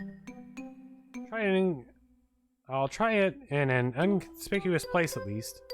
Perform the streak test as carefully as you can. Though with this procedure, a rather firm hand is required. Ruby in Nessa's brooch easily scratches the streak plate. Phew, guess it is a ruby after all. When a specimen is harder than a streak plate, it is said to have no streak or a colorless streak. Rubies have Moss hardness of 9, much harder than streak plates. The only harder gem is a diamond, which has a Moss hardness of 10. The rutile inclusions that I've examined in the stone are very characteristic of rubies too. Then what in my pocket could have scuffed up the ruby? Jordan almonds. A river sample? Yes. Softer specimens from the river sample.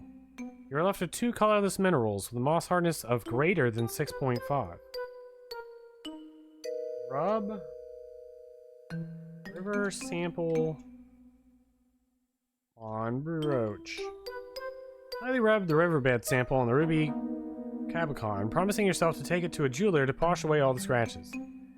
Ah, some of the color specimens in the sample from the riverbed have scratched the ruby Cabicon. It's quite possible that these are diamonds.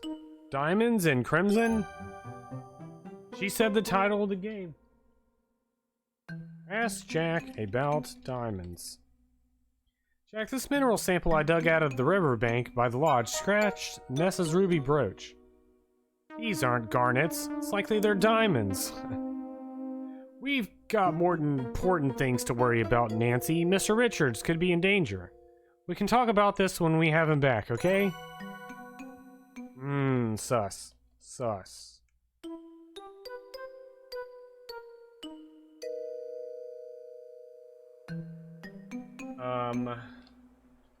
Enter mine. Alright, I can fit through this opening. Nancy, this is really dangerous. Let's widen this hole some more so I can go too. Heaven's in danger. There's no time to lose. You keep working on the rubble and follow when you can. Okay, Nancy, you're the boss. Is this King's Quest 6? Yes. You be careful, you hear? I will, I promise. Maybe there's mint extract in there. Wait, before you go, it's gonna be dark as night in there. Darky even. Take this lantern. We never saw her again. Actually. Jack lights the lantern and hands it to you. Got another one, don't you worry. Heh, you're not the only one with big pockets. Good luck, kiddo. Thanks, Jack. Squeeze through the small hole in the rubble and enter the mine. Oh, wow. Seeing the lantern's light reflected brilliantly in 1,000 of red crystals embedded in the walls, you're suddenly reminded why you traveled Crimson in the first place. If the situation wasn't so dire, you'd be dazzled by this cave of natural wonders. Instead, the red gleams look like blood is beating on every surface, just waiting to fall. You shiver. Toronto feels like it's 1,000,000 kilometers and a million years away. Oh dear, it's so dark in here. Need to figure out which way Nessa and Corvus have taken Mr. Richards. If indeed they came this way at all. Toronto, yeah, we're in Canada. Alright, here we go.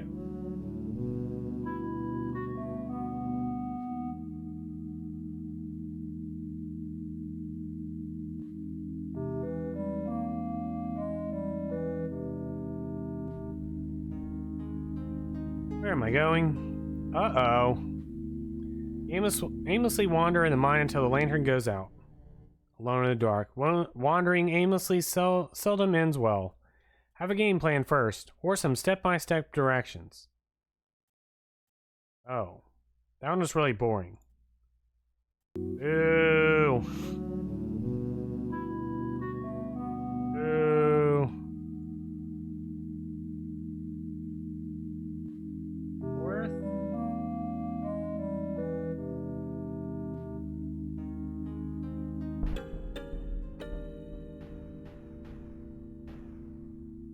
Nothing happened, GBA. Well, this one did that. It's just a little crush. Don't give in to the pressure. Before moving on, find your way.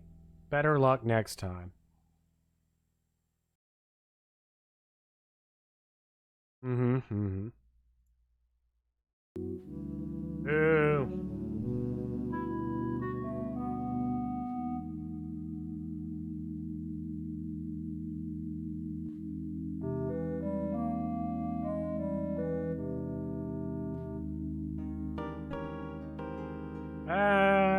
You slip and fall into the distant, jagged depths of the mind.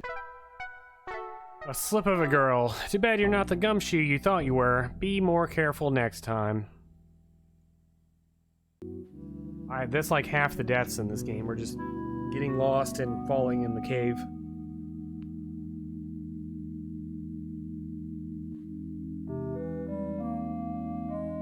Oh, it is true. If we did have gum on our shoes. That makes sense.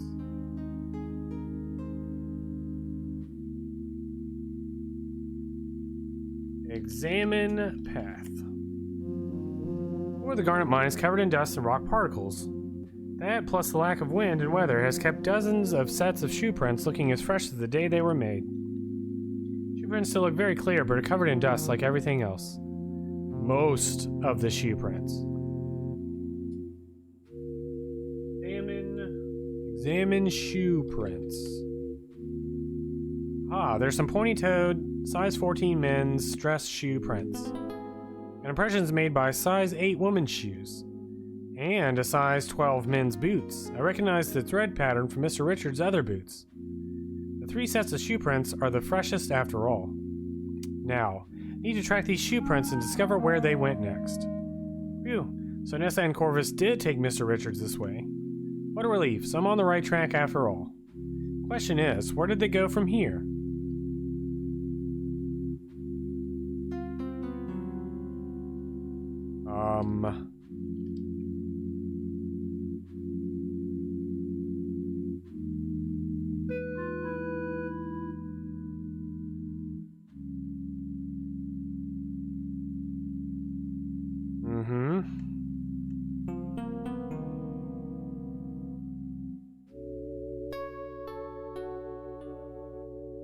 Nessa and Corvus weren't interested in the machinery, nor did they take this path ascending to the south. They moved further east. Salmon bucket. Look inside the metal bucket. It's 1/3 full of coarsely ground garnets, smaller than gravel but larger than sand. When industrial abrasives are sold, they're ground finer than this. This is the first stage of grinding. Impact crusher would be used to grind these coarse garnets even finer than this. Salmon machinery. What you can see in the lantern's light, the machine consists of a hopper, a pair of flywheels, and other bits you can't identify. all Minecraft objects. This looks like a jaw crusher. It would coarsely grind up the garnets, but more processing is required to grind them fine enough to be sold as an industrial abrasive. You also see discarded rocks of various shapes, sizes, and colors scattered on the floor under the machine. Garnets get fed into the hopper, the flywheels are turned, which activates some kind of grinding mechanism. And the ground up rocks empty out into this bucket placed underneath. Wow, she really is a mineralogist. Examine shovel. The way this shovel has seen hard use. Shoveling rocks will do that. Can I take shovel? Now you're inside the mine, there's no need for the shovel. Too bad. Could have used this when helping Jack clear the rebel outside.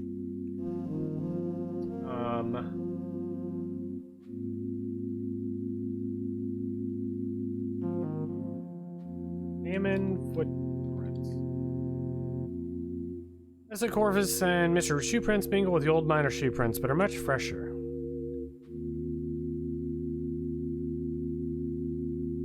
Salmon footprints. The Shoeprints I need to follow don't lead up here. I don't have time to wander around aimlessly.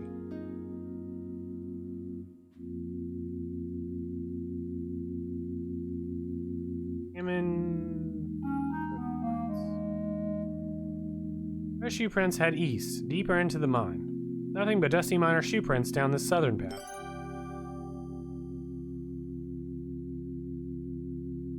Whoa. I don't know if I've ever seen that happen in trivia.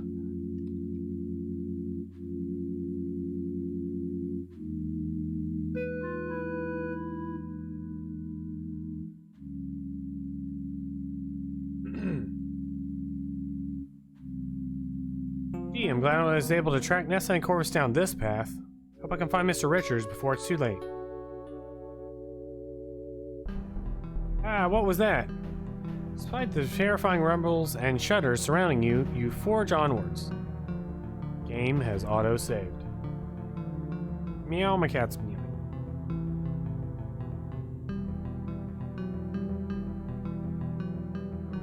Hold on, 1 second.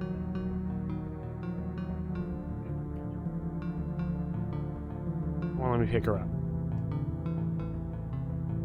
Just as you reach this firelit cavern, your lantern goes out.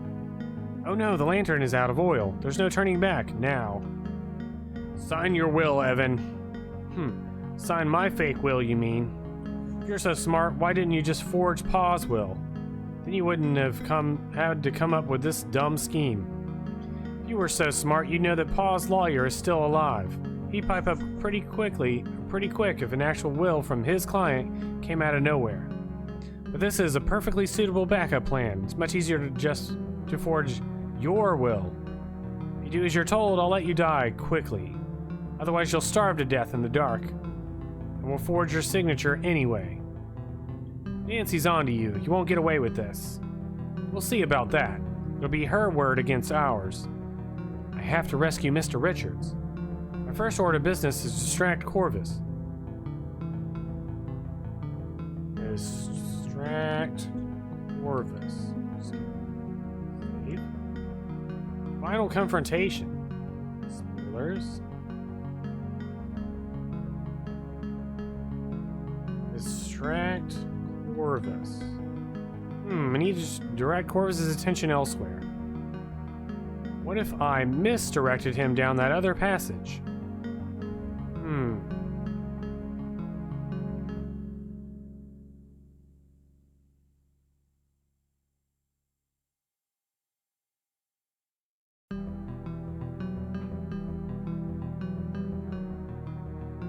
Ew, there's... Okay, hold up.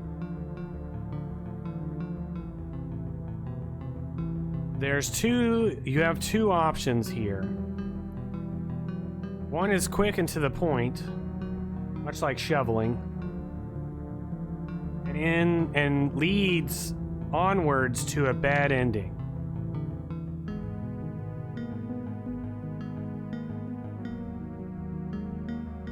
Naturally, we're going to go for the good ending, but it involves doing a lot of stuff. But also, it's not the end, Claude. It's not the end.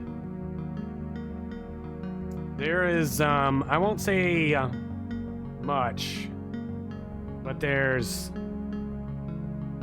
definitely more. This is not the final confrontation.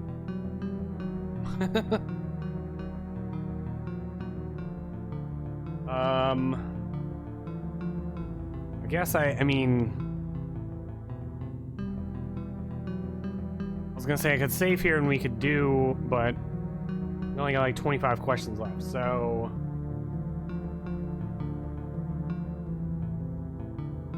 let's see here. Let's start with this. Arrive at an open, cavernous area in the mine. The path ascends down to a natural platform. It appears that the cave-ins that have been rocking the mine have created some deep chasms. An abundance of rocks of various sizes litter the floor. This rockfall looks fresh too, and there's a lot more of it. One doorway to the north is still clear. Doorways to the north and east are blocked by rocks. This is a very dangerous area. There's a central doorway that leads further back into the mine, as well as a doorway on the right that is completely clogged with rockfall. You see a large boulder, even taller than you, in the shadows nearby. You also see a table, a fire, and a wheelbarrow.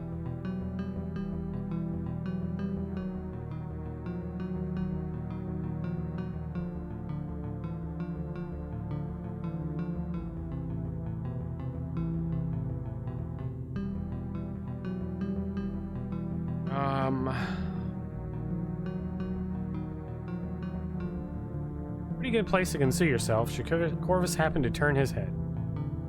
Take rock. Pick up a plain rock from the floor. Well done.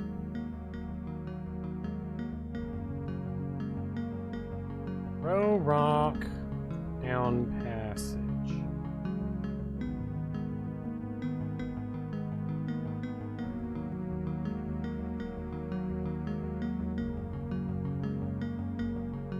Actually, you know what? Here, here's what I'll do.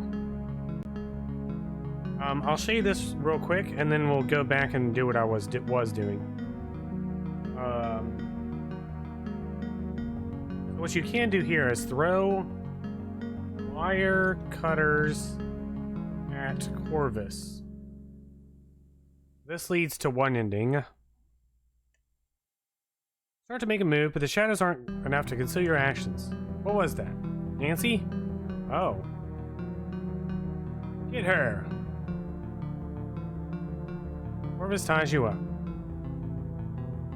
We have to get out of here. Maybe Nancy was followed. Guess we do. Hungry, brother dearest? Goodbye, Nessa. Nessa takes a handful of crushed almonds from the table. She then stuffs the almonds in Evan's mouth. Cough, cough, ack.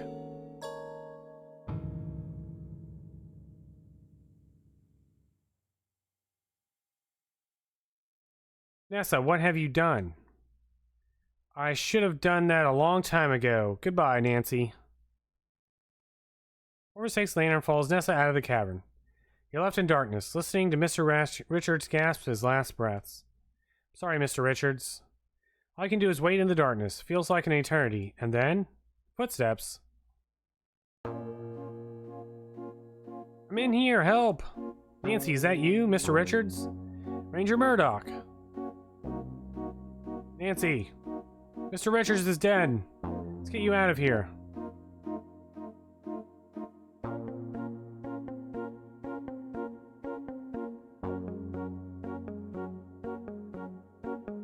Ranger Murdoch takes out a pocket knife and saws through the ropes that are binding you. Thanks. Corvus got away, and so did Nessa. I'm sorry I failed. The important thing is that you're safe. Come along. Sorry, Mr. Richards. Goodbye.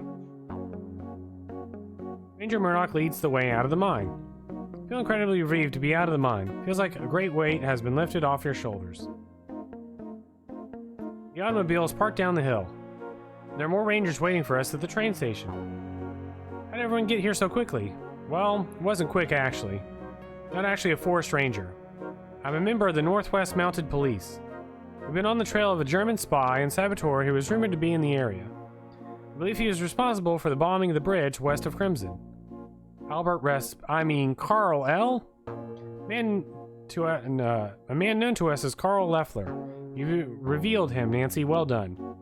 Not only that, but you tipped us off to what his next target would be. The Sioux Locks. Right again. As you know, Canada declared war on Germany a few weeks ago. Peter's operatives, directed by the German Foreign Office, have undertaken a campaign here in Canada to relay military aid to Europe. We're targeting transportation links such as railways, bridges, and canals. Strongly suspect that Carl L., a man we know as Carl Leffler, is one of those operatives. He's been apprehended at the Sioux Locks while setting up explosive charges. Thanks to your impeccable detective work, Mr. Leffler will surely be brought to justice. Gee. Let's go. Question mark, question mark? What? It all makes sense.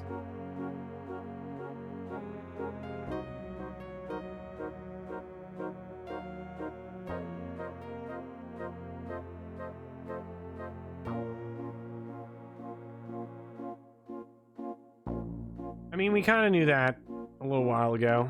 Chapter 7. Conclusions.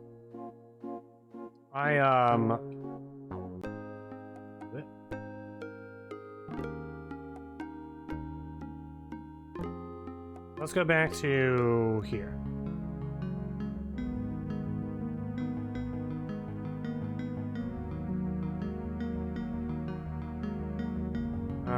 Take rock.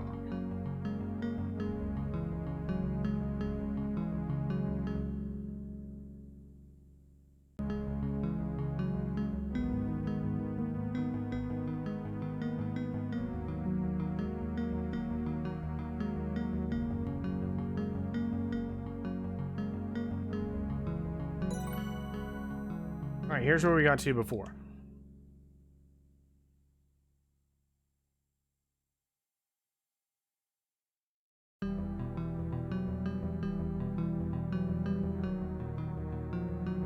Throw rock down passage.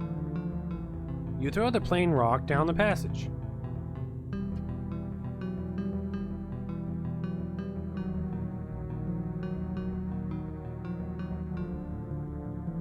What was that? Something coming from the middle passage? Thought I heard something too. Take a look.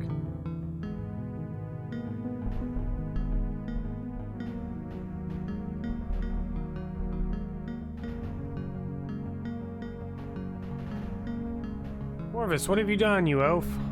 Either Corvus is inaudible behind the pile of rubble, or unable to reply.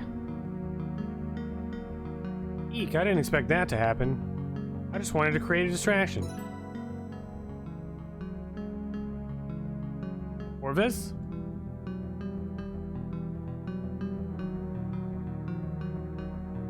See if I can free Mr. Richards while Nessa's preoccupied. 2 against 1 sounds like better odds. Maybe you can turn the tables on her until Jack arrives with help. Better be digging as hard as you better be digging as hard as I am, Corvus. You always mess things up. Nessa continues to paw ineffectively through the rubble while chastising Corvus, who's probably crushed.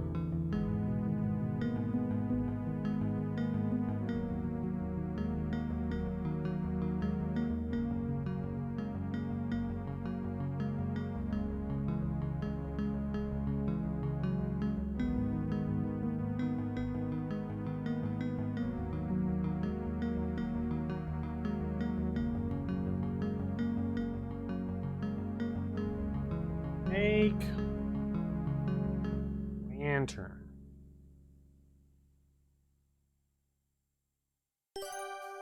Nancy? What are you doing here? You just don't know when to quit, do you?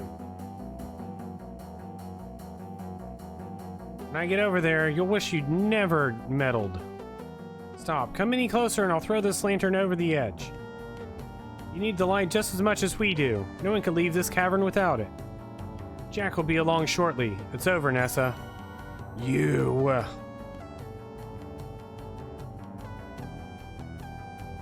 You can try getting away, but my dear little brother certainly can't. Don't come any closer. Stay where you are. You're trying to tell me what to do? How dare you? Why did you ever set foot in Crimson? Why? If it hadn't been for you meddling kids. Nessa is so overwrought she can barely speak. Nessa stamps her foot angrily. You! You're ruining everything! Uh-oh. All of my planning, all that I've done, undone by you, you meddlesome slip of a girl. Nessa, be careful. Don't tell me what to do. How dare you? Nessa pulls a knife out of her skirt pocket. Uh-oh.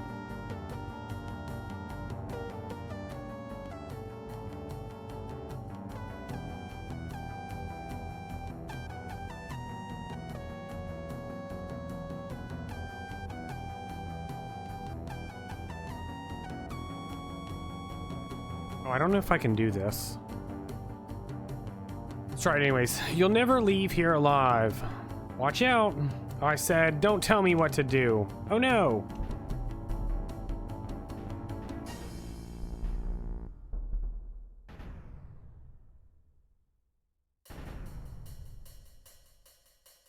The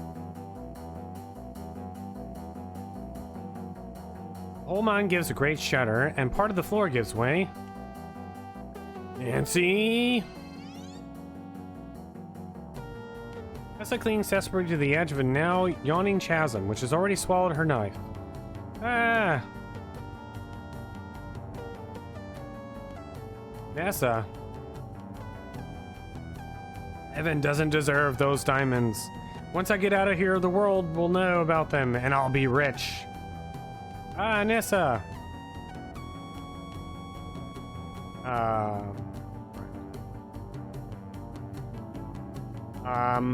What is her name?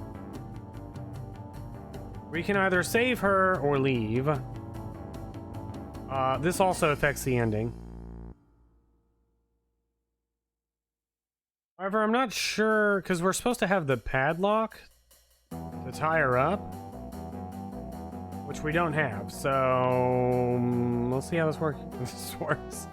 Oh, Nessa, do be quiet for once. Well done. We don't have anything to tie her up with. Nessa gasps for breath, recovering from her near-death experience. You're stronger than you look. Thanks. I wonder if I could safely secure Nessa. Need something before I start standing up, or else she might run off. Need to do something. Tie Nessa to wheelbarrow. Tie.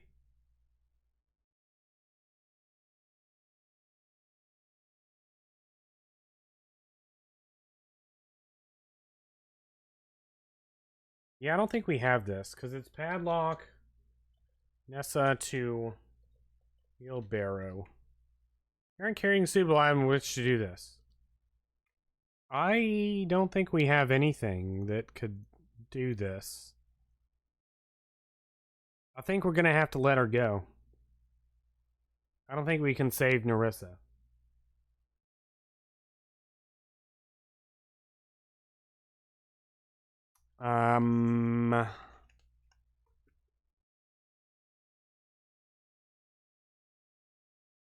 Gonna check a second walkthrough.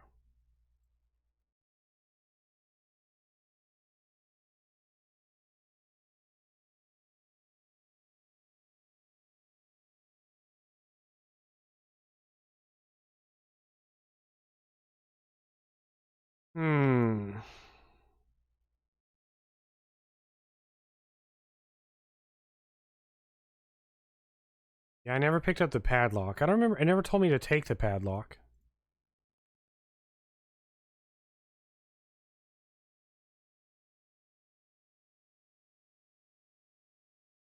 Wire Nessa to wheelbarrow.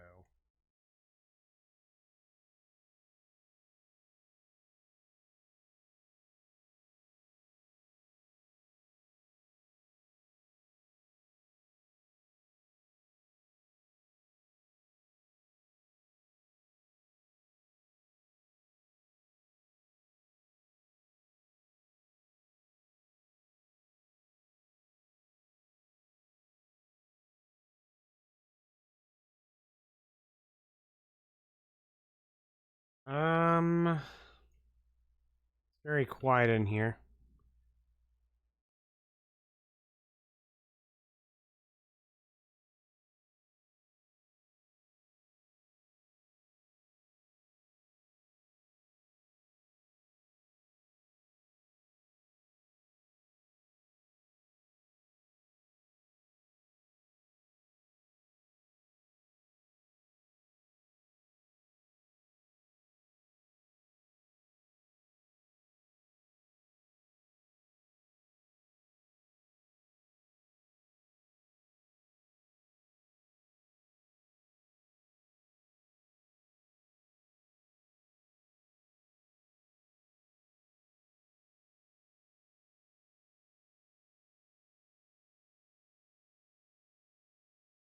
Oh, you can actually just stand up. Make a move to get up, but Nessa beats you to it. Your legs are still a bit shaky.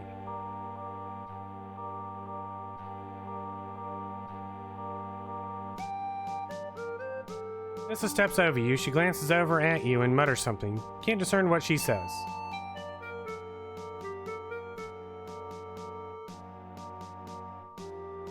Not waiting around for your friends to get here. Taking this lantern and I'm leaving. Good, never come back. I'm also tired of the wheelbarrow, but I guess we're not getting that ending.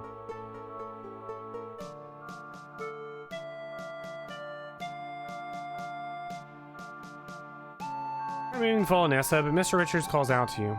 Let her go, Nancy. Don't leave me here alone. Okay, I won't.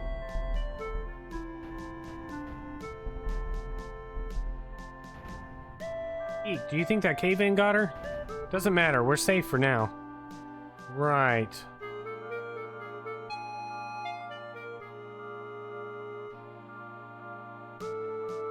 You managed to untie Mr. Richards. Now you have all the time in the world. Thanks, Nancy. You and Mr. Richards wait quietly in the cavern. You're too spent to think of anything much to say.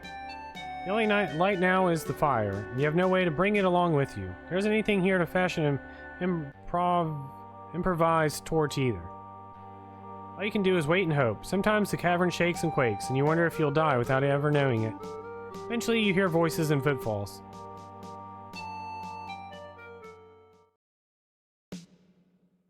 We're in here, help! Nancy, is that you, Mr. Richards? Ranger Murdoch. Nancy! Oh, Corvus is trapped behind that rubble in the middle passageway. We should probably get him out.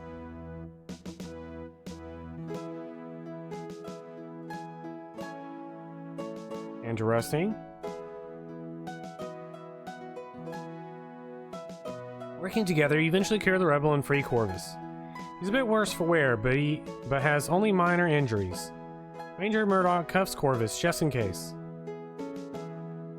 Did you see Nessa leaving or pinned under rubble? No, not at all. Didn't hear anything either. Could be that she's trapped somewhere in the mine. There's no way of knowing. Or she could have gotten away. Can't think what you'd prefer, actually. Let's get out of here. Good idea. Ranger Murdoch leads the way out of the mine. Feel incredibly relieved to be out of the mine. Feels like a great weight has been lifted off your shoulders. Alright, so obviously in this ending eventually when it ends, you save the guy versus killing the guy. The automobile is parked down the hill, and there's some more rangers waiting for us at the train station. How did everyone get here so quickly? Well, it wasn't quick actually. Not actually a forest ranger. I'm a member of the Northwest Mounted Police. I am hearing this for the first time. We've been on the trail of a German spy and saboteur who was rumored to be in this area. I believe he was responsible for the bombing of the bridge west of Crimson. Carl L. Man known to us as Carl Leffler. You revealed him, Nancy. Well done. Not only that, you tipped us off to what his next target would be. The Sulaks. Right again. As you know, Canada declared war on Germany a few weeks ago. Here's operatives directed by the German Foreign Office have undertaken a campaign here, Canada to delay military aid to Europe, by targeting transportation links such as railways, bridges, and canals. We strongly suspect that Carl L., a man we know as Carl Leffler, is one of those operatives. He has been apprehended at the Sulaks while setting up explosive charges. Thanks to your impeccable detective work, Mr. Leffler will surely be brought to justice. Gee, let's go.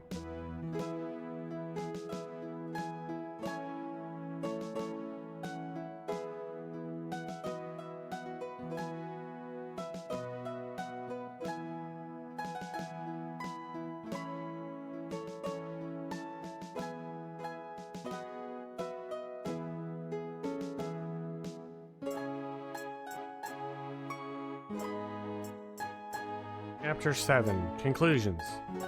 The train station is a flurry of activity. Rangers are milling all around, consulting with each other in whispered conversations.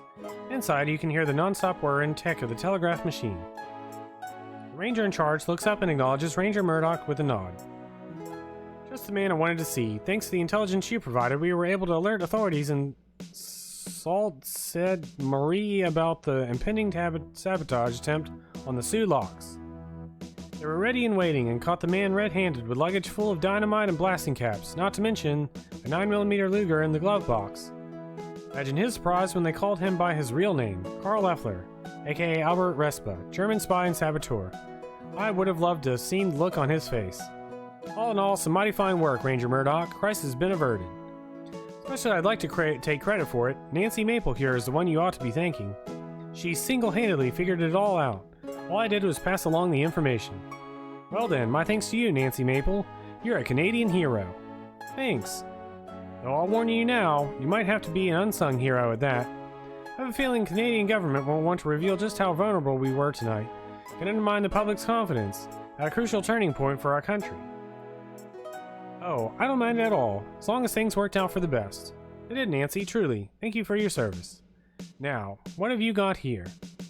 We've just come from the old abandoned Garnet Mine. Mr. Richards here was kidnapped by his sister, but these folks were able to rescue him. Fortunately, we managed to stop things from going too far, but the sister, Nessa Crabbe, is missing. We did arrest her accomplice, Mr. Corvus Shaw. Confident we'll apprehend Mrs. Crabbe. The charges against her are serious. We use every resource at our disposal. Roger. A busy night. Yes, indeed. Please dispatch some crime scene investigators to the lodge so we can build a strong case. Roger that. Heading back down to Toronto now. I need to meet with some higher-ups immediately. The Northwest Mounted Police has commanded a train back to the city. I've been told you call Toronto home, Miss Maple. Will you join me? I'm exhausted, and I don't think I'm up for more traveling tonight. And I'm not ready to leave Crimson just yet. Suit yourself. I need to take your statement for the report, but that can wait a day or two. Thank you. I'll need a bit of time to get my thoughts in order. Of course, it's going to be a ton of paperwork to do for this whole caper. I'll be trapped behind a desk for weeks. Do send word when you'll be returning. Pick you up from Union Station and escort you straight to the police station. Will do. Thanks, Ranger Murdoch.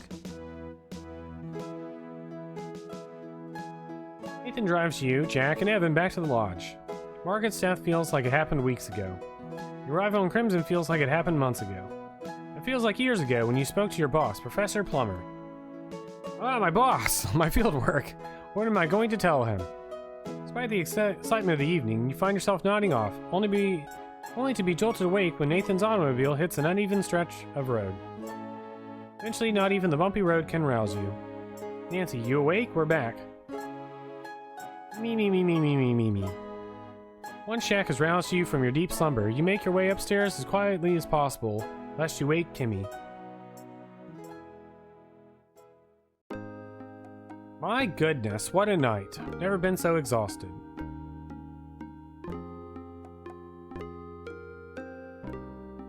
Oh my god, feet.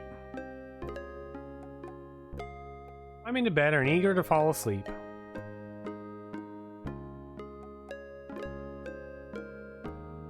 As your gaze falls onto the ransacked curio cabinet, you realize there are a few things you may want to bring up with the other inhabitants of the lodge tomorrow morning.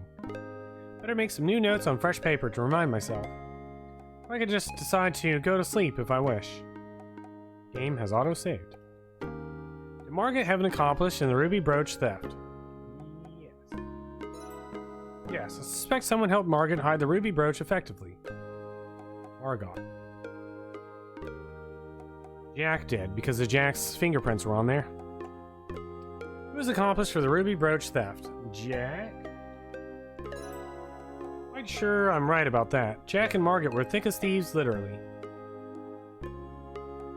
On the brooch at Margaret's walk-in closet. Wait, what is this? Why are we turning them in for theft? I'm here to ask you a bunch of questions about what happened. Ah, yes, it was Jack that stole the brooch. Found the brooch in Margaret's walk-in closet, pinned under a hat. After Nessa and Corvus had already thoroughly searched there, including the hats. Margaret was already dead by then. Jack must have hid the brooch there after Nessa and Corvus were finished searching that room. Should ask him about that tomorrow morning.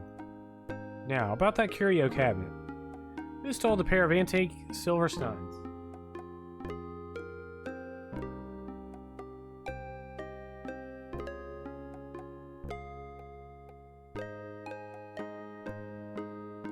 Wow, that's not in this questionnaire thing. Who stole the antique pair of silver steins? Well, it was Margot. Margot's fingerprint was the only one I lifted from the smashed curio cabinet. Well, she admitted to taking the antique silver wedding steins. It's all pretty clear cut. But she mentioned having help. Who helped with the steins? Probably Jack. Not sure I got that right. That's my best guess. Ooh. Uh-oh.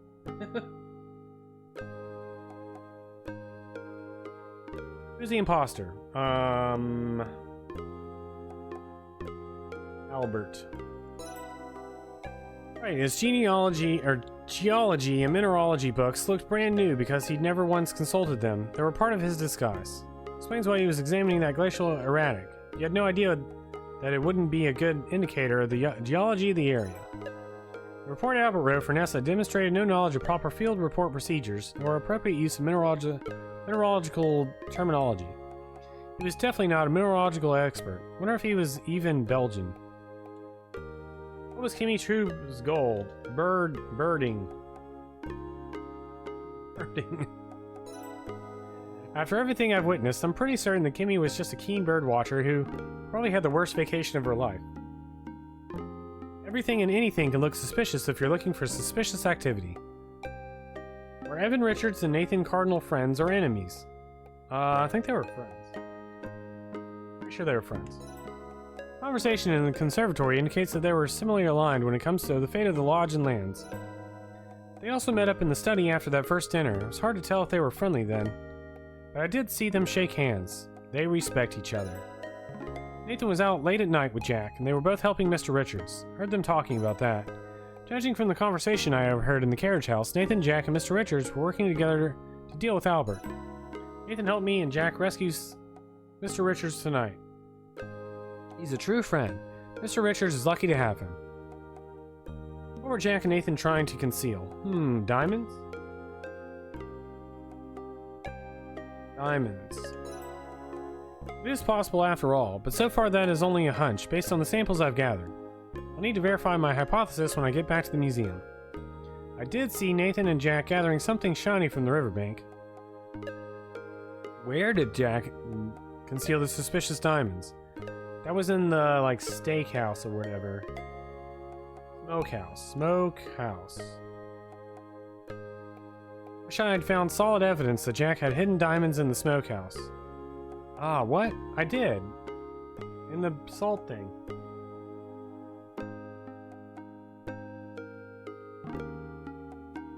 Were Margaret and Jack having an affair? What? No? My gut tells me that they were just friends, but I can't say for sure. Heard them in Margot's boudoir the first night I was at the lodge. Sounded like they were up to something suggestive. But who knows? I prefer to assume the best of people. They were just friends. But I'm suggesting Nessa came to the lodge intending to threaten or harm Evan. Dude, almonds. Mr. Richards is allergic to almonds, and Nessa knew that. She brought those Jordan almonds with her and filled that cut crystal bowl in the parlor. There as you please. Nessa wasn't just being a rude guest, she was a bully. At least she didn't get away with it. You're exhausted and decided to go to sleep instead of pondering these questions.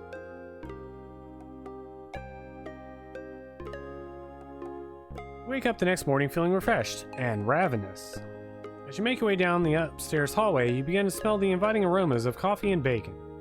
You enter the kitchen and find other inhabitants gathered around the table, digging into a hearty breakfast. You join in. Morning light is streaming through the small window, causing motes of dust to sparkle and dance in the light. I like that we're eating in this room instead. Mr. Richards is slumped in front of his plate, eyes downcast. Jack, you helped Margaret steal Nessa's ruby brooch, didn't you? I found your fingerprint on it. Well, I didn't help her steal it. I helped her hide it. I think we were all sick of Nessa's shenanigans. How did you know?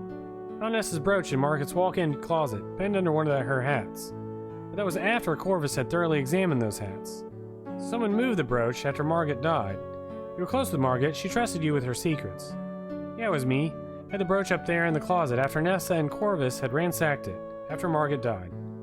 It was the last place they'd check if they ever came back to the lodge to take another look. I would have kept it on me, except we were heading to the mine last night to go find Mr. Richards. Who knows what could have happened. I didn't want to get caught with the brooch and charged with theft. Plan to sell the brooch to help pay for the lodge's upkeep. It ain't cheap. Nessa was trying to lay claim to the whole place, but she never lifted a finger to take care of it, nor sent a dime. I actually think that's a pretty good idea. What do you think, Mr. Richards? Sounds good to me. It would be a nice thing for Nessa to indirectly do. She certainly won't intentionally do anything else for good for anyone else. Hand the ruby brooch over to Jack. Thanks, Nancy. Huh, maybe I can get a new mop. Her secrets. Did you hear us in the boudoir that first night? You flush a bit. Yes, I did. That must have sounded odd, but we were just friends, I swear.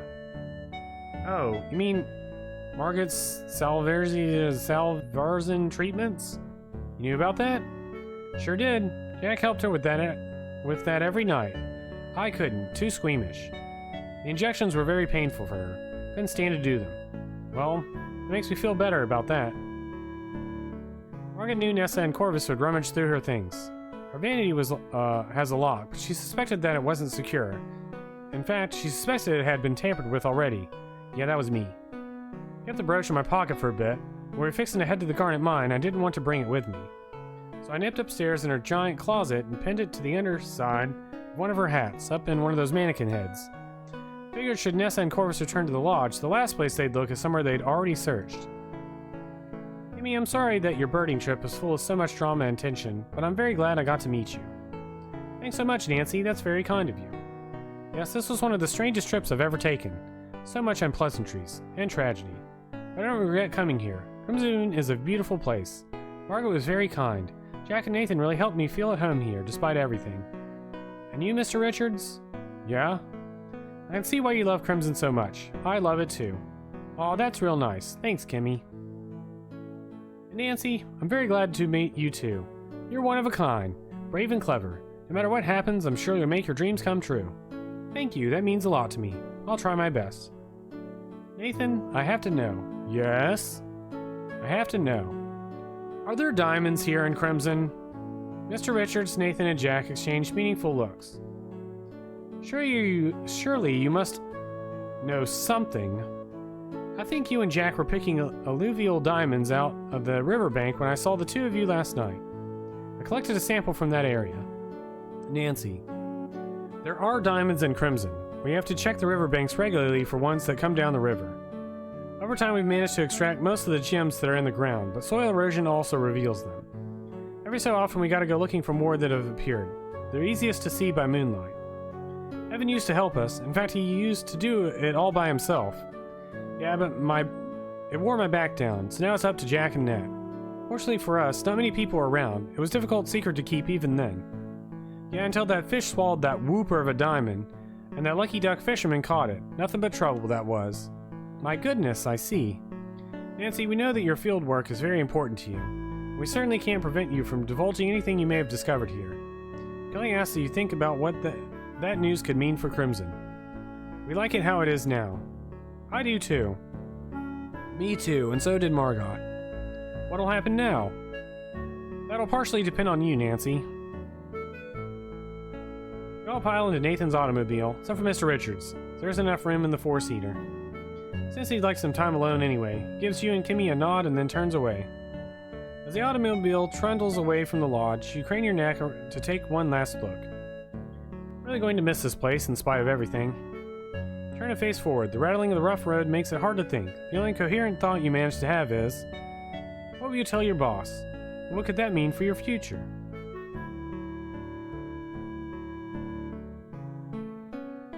Thank goodness the bridge has been repaired enough to allow trains to cross it again.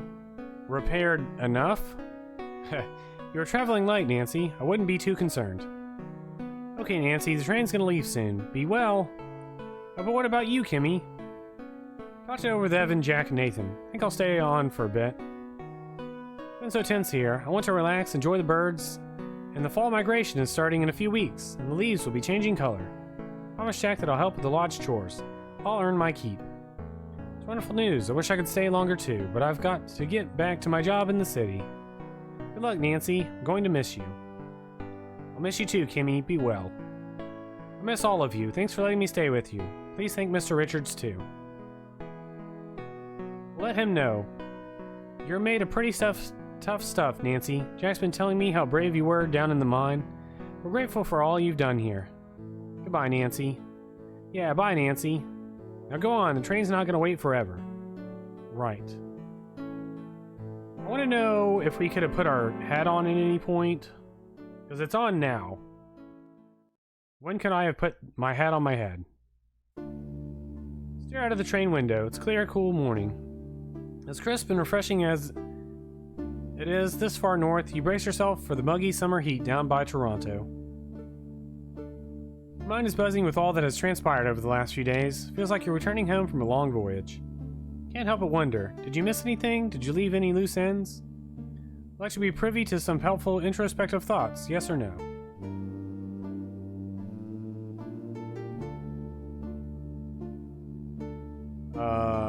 Let's see here.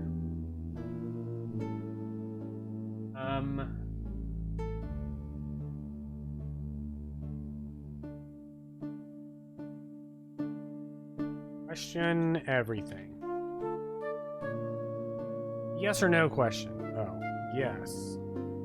Would like to be privy to some helpful introspective thoughts, yes or no? Yes. A lot of the thoughts she had the previous night before bed. If I had confronted someone with hard evidence about the brooch theft, I might have gotten a confession. What could have happened to the Silver Steins? Maybe if I asked around after Margaret's death, folks would feel less protective of her and more talkative. Pretty sure that Nathan was Mr. Richards' friend.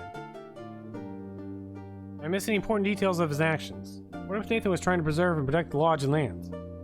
I might have sought out Albert's help. Should have kept my eyes and ears open for that circumstance.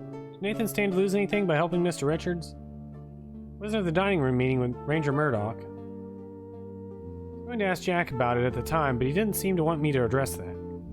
Maybe if I'd asked Jack about Nathan after that meeting, or even Nathan himself, I'd learn something interesting. Like some rock salt from the bag in the smokehouse. There's something more than just salt in this? I wonder if I should have, I was supposed to, rub the salt on the plate. That's probably what I was supposed to do with that. I really don't think Margaret and Jack were having an affair. But I wish I was more convinced about that. Didn't solve the mystery of the missing silver wedding steins. Do know Margaret took them. She admitted as much. Don't know where the steins are now. Oh yeah. Particularly after Margaret's death, when perhaps people would no longer feel the need to protect her. Can't think of much else, actually. Turn your attention toward your impending interview with Ranger Murdoch. As for Margaret's death, Ranger Murdoch could have been helpful. Could have told him about my investigation into Margaret's death. Maybe Ranger Murdoch could help me figure out Margaret's illness, if I told him about it. Only I found a way to link a culprit to Margaret's suspicious death, like a fingerprint. Maybe Margaret was killed by something she ate, or drank. Perhaps her drinking glass is worth a closer look. Dude, 99 points. Congratulations. On your nearly perfect trivia. Also, so far a lot of these are things that we already established that we knew and confronted people about. This is interesting that this introspective is just covering at literally everything, even if you solved it. After a good deal of mulling over, you conclude, I think that's all. Fall quickly into a deep, dreamless sleep. Don't awaken until the train pulls into Union Station.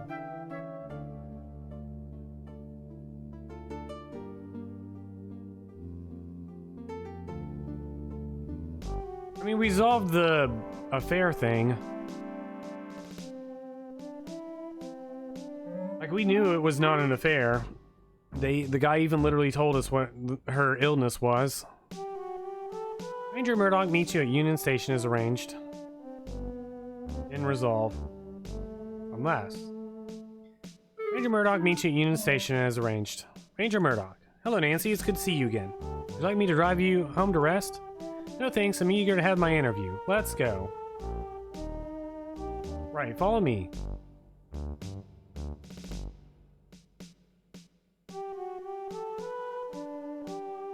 Look over at the wanted posters on the bulletin board and see a familiar face. The face has familiar features, but the expression gives you pause. It's unmistakably Margot, but she looks scared and angry, and the name is different too. Margot you knew was at peace, kind and caring. You feel fortunate to have met her when you did. Poster lists her offenses as assault, theft, racketeering, public nuisance. Nancy? Sorry, just lost in thought.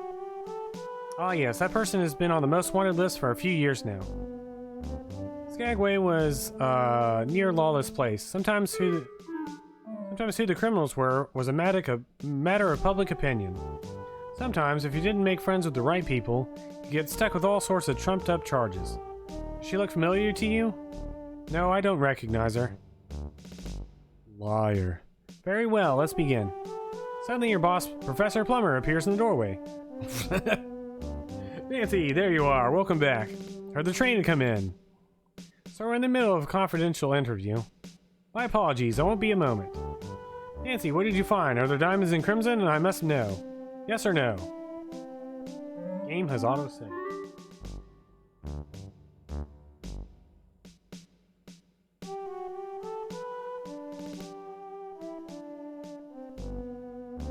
Alright, what do we tell them, guys?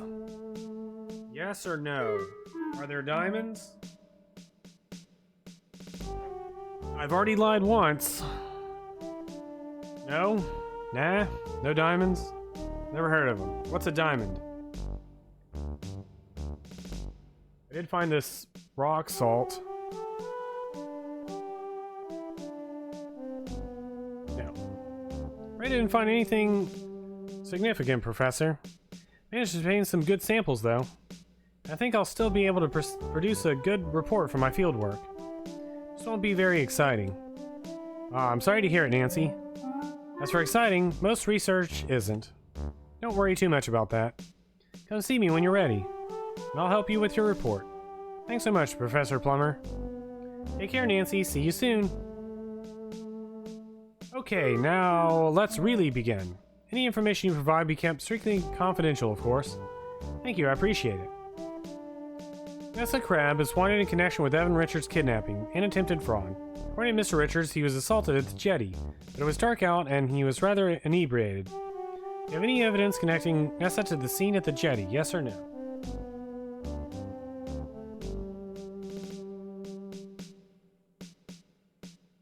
Yes. Yes, I do. What evidence do you find? If there are multiple points to make, we'll discuss them separately. One-word answers will suffice. Answer. Found Nessa's fingerprint on a shattered Callisto decanter at the jetty. It was made of thick glass, so it wouldn't have broken from being tipped over or dropped from carrying weight. I think Nessa had a confrontation with Evan on the jetty, during which she forcibly threw the decanter down, causing it to break. Well done, Nancy. Our investigators found that broken decanter and came to a similar conclusion. Did you find anything in areas besides the jetty that would connect Nessa to Evan's kidnapping, yes or no? Uh-oh. Yes? Yes, I do. What evidence do you find? If there are multiple points to make, we'll discuss them separately. One-word answers will suffice. Almonds. Found these Jordan almond fragments on the table in the smokehouse. Managed to recover Nessa's fingerprint from one of the canted shells. This is fantastic, Nancy. You placed Nessa in that smokehouse. May I have those? Of course. You give the Jordan almond fragments to Ranger Murdoch. Have anything else to share that would connect Nessa to Evan's kidnappings? Areas other than the jetty. Hair that I took. I recovered these hairs from the woods north of the jetty. Pretty confident they belonged to Nessa. Probably should have left them there. And the long gray-brown hairs over to the Ranger Murdoch. Wow, our investigators didn't find any hairs. That's because I took them all. I'll send someone over to take another look. The bulbs of these hairs are intact. That means they needed to be ripped from the scalp with some force. That definitely implies she was part of a struggle in that area. I'm going to have to keep these hairs, Nancy. Of course. Do you have anything else? Shoe prints. Found Nessa's shoe prints in the wooded area near the jetty. How do you know those shoe prints belong to Nessa? Learn the shoe sizes of everyone at the lodge. She's the only one who wears that size and style of shoe. That's some good detective work. Track Nessa's shoe prints into the smokehouse.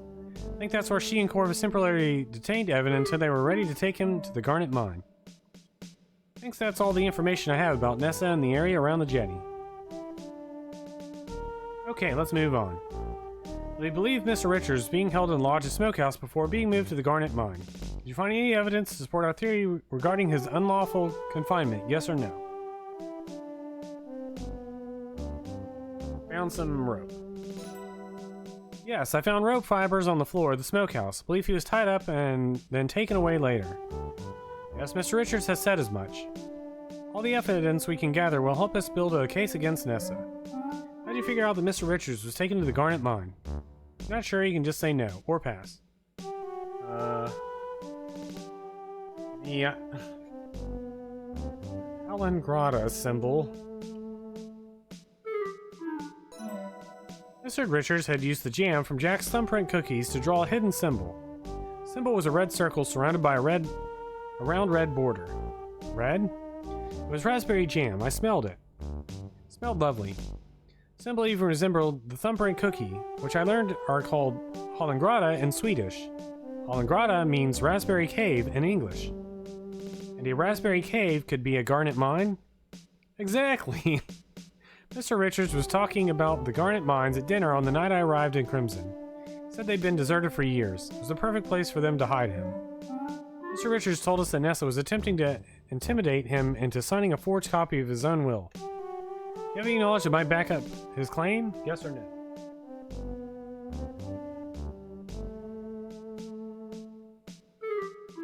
Yes.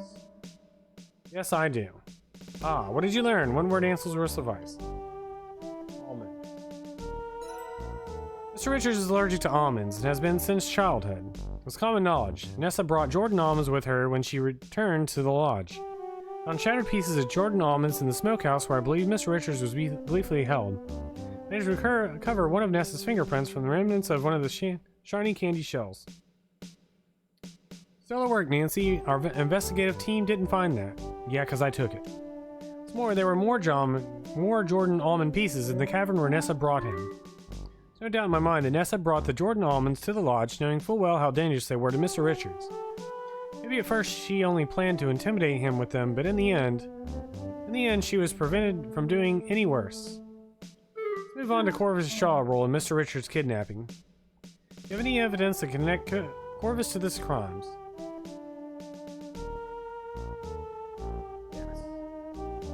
Yes, I do. What evidence did you find? Please state one article at a time. Button. Found this metal button, which I recovered from outside the smokehouse. I observed Corvus is wearing a striped vest with the exact type of button that very same night. If you examine Corvus' clothing, I'm sure you'll find one of the buttons is missing on one of his vests. We did indeed make note of a missing button, and now we know what happened to it. It's a very good piece of evidence, Nancy. May I have it? Of course. Do you have anything else to share that could help connect Corvus to the crimes perpetuated on Mr. Richards? Please continue, or say no, and I'll ask you another question.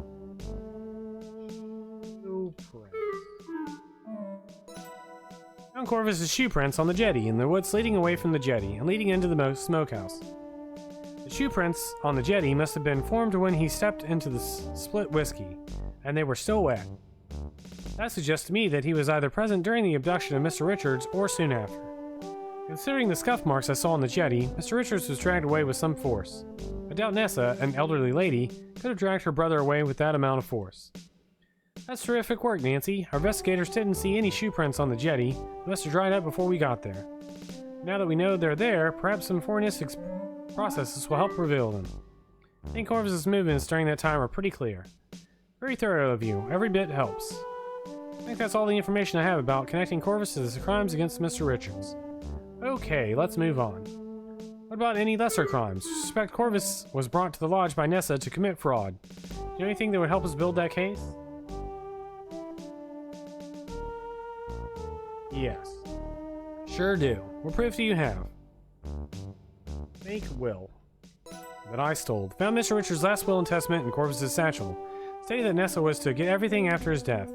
Although, it hadn't been signed by Mr. Richards, and the writing was in Corvus' hand. That seemed pretty fishy to me. Very interesting. Do you happen to have that document? I do. Here you go. Hand the questionable document over to the ranger. Thanks, Nancy. You're welcome. What about Carl Leffer, aka Albert Respa? What can you tell me about him? Rangers apprehended him in the middle of his sabotage attempt on the Sioux Locks, so that's an open and shut case. We suspect this man is involved in other illegal acts. Do you think you can attribute other criminal activities to him? Yes or no?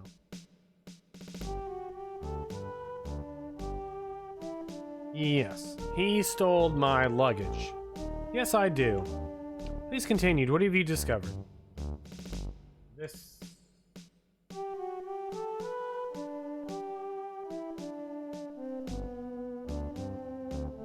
I have suspicions about what happened to my luggage on the train ride, but nothing more. I wonder if I missed something. I think Carl may have disposed of my luggage on the train to Crimson, but I don't have anything concrete. Oh, I didn't take this cigar, did I? No, I definitely did. No worries, Nancy's. If there's something else you'd like to tell me about Leffer, just say so. Something else you'd like to tell me about? Not sure if that's relevant.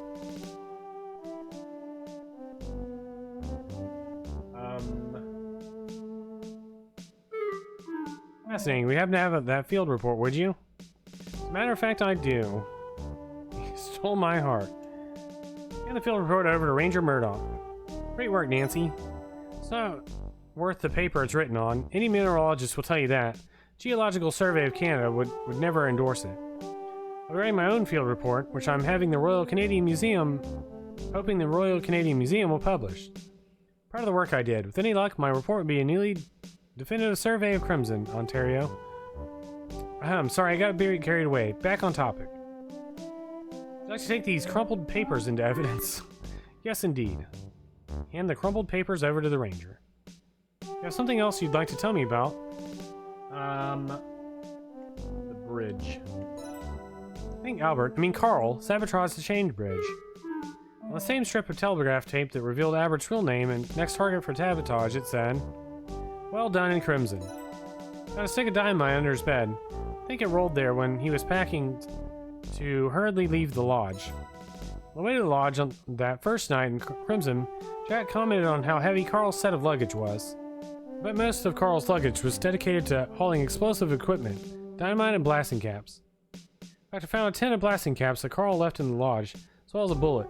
He was definitely up to no good. Stored the blasting caps and bullets in the blue trunk in the upstairs closet.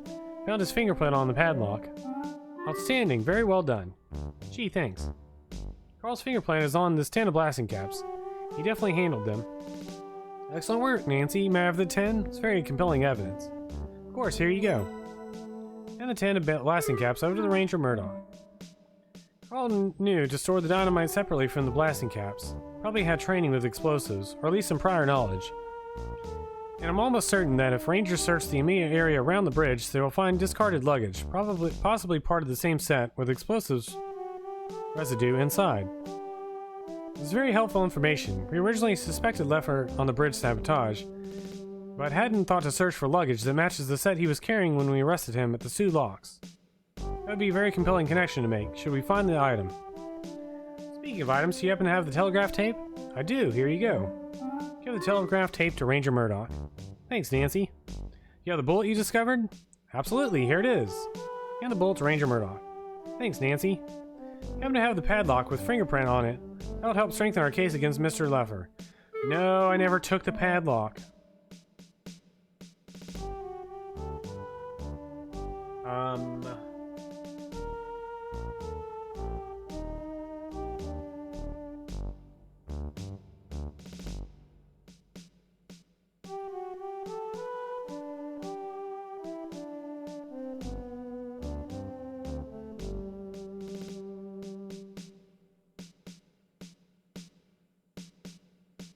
I mean, we could have used the padlock too, and then that would also be gone. Who's this?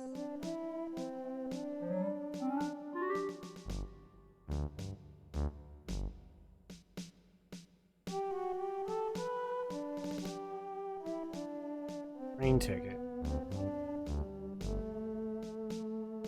Oh.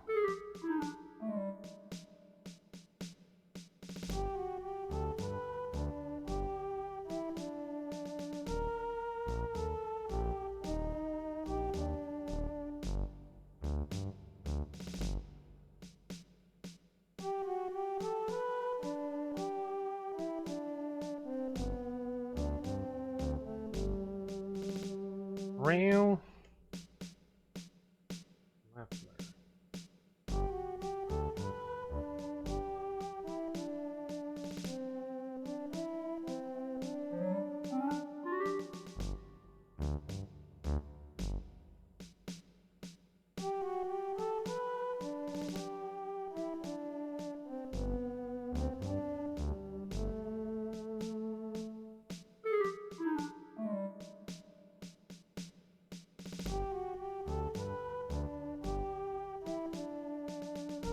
No, I'm afraid not. Okay, moving on. I think that just about wraps everything up, Nancy. You've been helpful, Nancy. I appreciate everything you've shared with me today.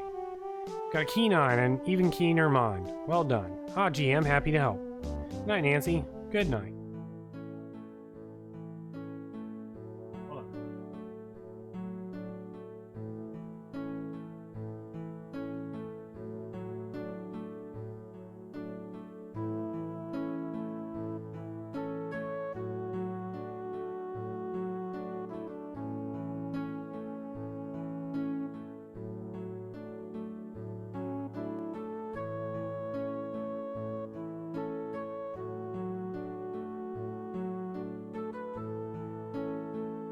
You head home after completing your interview with Ranger Murdoch and immediately set to work on your field report of Crimson.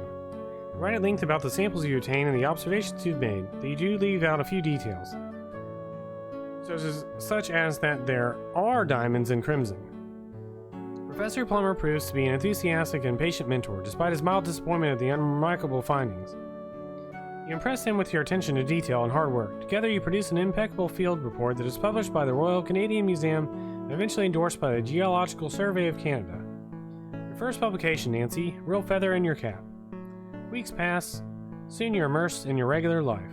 Become an expert on the filing system and even suggest some ways to improve it. Find yourself missing the fresh air, the roaring waterfalls, and rushing rivers of Crimson.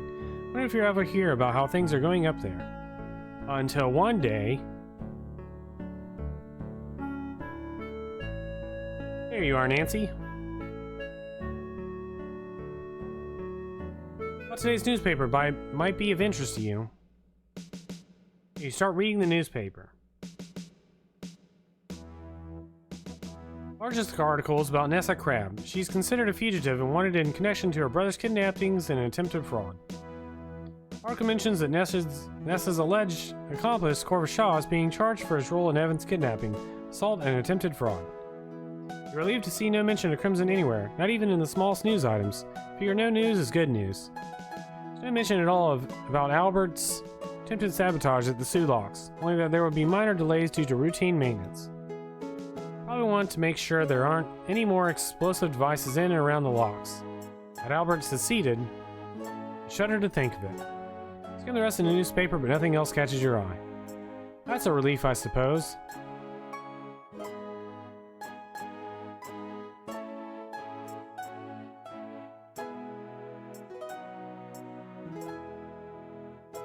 Too bad about the whole diamond fiasco, eh, Nancy? But we both knew it was a long shot. Alright, so if we provided enough evidence, something will happen here. If we didn't provide enough evidence... Womp womp-a-dong. Work today, kiddo. See you tomorrow, bright and early. Yes, sir. Start the long walk home. You're relieved that Crimson won't become an open pit mine, and that Kimmy and her cormorants are safe and happy.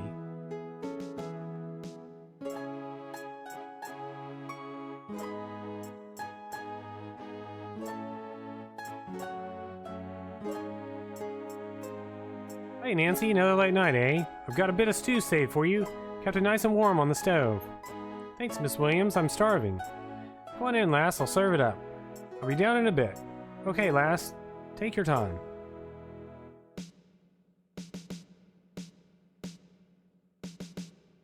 Miss Williams ladles a hearty bowl of stew and slices a bit of bread for you. The food is delicious and warms you to the bone. She sits with you and the two of you chat about the going-ons in the neighborhood. Grateful she rents your room so cheaply. Museum clerks don't get paid very much. Once your belly is full, Miss Williams has washed the bowl. She waves you away from the menial task. You step lightly upstairs, lest you wake the other lodgers.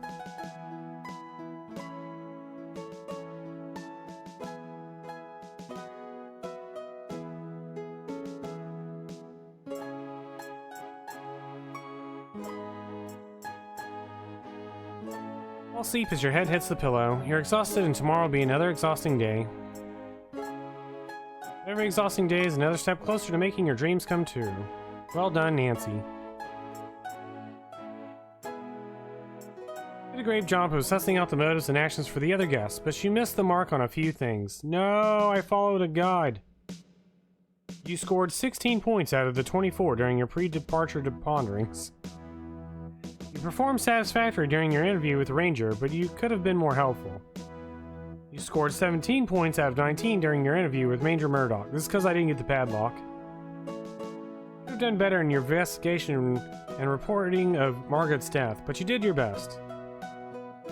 Wow, you scored 0 points out of 8 for your Margaret investigation. What? What? This is the worst guide. What guide did I use? It was NeoSeeker? Nobody used that guide. I don't use that website ever again. Our Leffler, aka Albert Respa, was tried and found guilty of sabotage on the railway bridge, attempted sabotage of the Sioux Locks, espionage, fraud, theft, and a litany of minor charges. He was incarcerated at Kingston Penitentiary until his death 12 years later of a heart attack. Sioux Locks were patrolled by the Northwest Mounted Police for the duration of the Great War. Other sabotage attempts were made. Thanks to this vigilance, Canadian supply lines along the Great Lakes waterways remained uninterrupted. This played an important part of the Commonwealth War efforts and crucially contributed to the Allied victory. Shaw was found guilty of being an accomplice of Evan's kidnapping, forgery, and attempted fraud. He was disbarred and served 5 years in a medium security prison. He became hardened by his prison experiences and fell in with the wrong crowds. Corvus spent the rest of his years in and out of correctional facilities for various white-collar crimes. I got a 51%. At the very end, I noticed some things were missing, so I actually swapped guides. And the guide on the Walkthrough King website has a lot of stuff on what goes on at the end here in terms of like the endings, the different endings and stuff. And it says if you provided all the available evidence to help solve Margaret's murder, then you will receive a letter the next morning, and like some other stuff happens. You continue to play the game and do some other wacky things.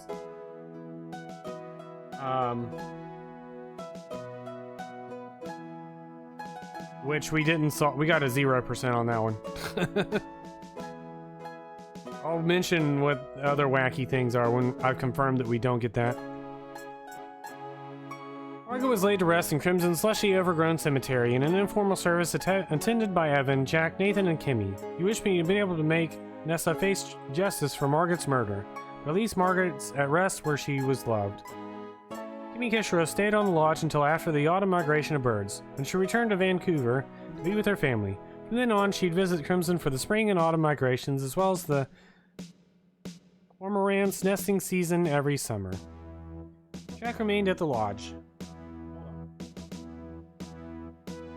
My cat's here. Jack remained at the lodge, continuing to take care of it.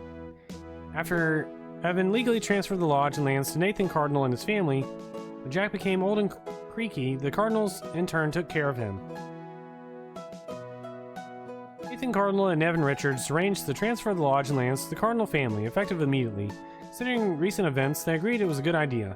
The secret of the Crimson Diamonds remains hidden. Nessa Crab was never seen again. Could be that she never made it out of the mine, or that she kept a low profile after her escape.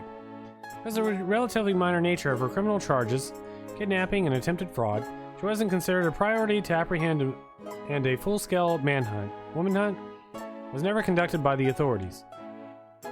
It rankles you that she got away with at least one murder. You find yourself looking over your shoulder often.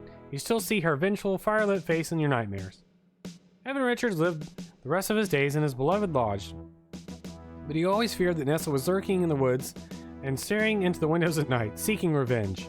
He kept all the curtains firmly shut, rarely went outside, and drank a lot to cope.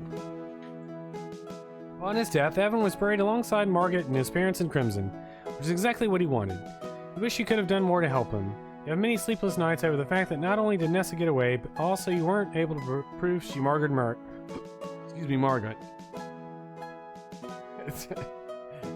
You continue working diligently. No, this is the best ending. Everyone lives in paranoia and like a horror game. Continue working diligently as a clerk at the Royal Canadian Museum. A month later, you are accepted at the University of Toronto in the Department of Geology, in paleontology as an undergraduate. Professor Plummer spoke highly of your fieldwork in Crimson in his letter of recommendation.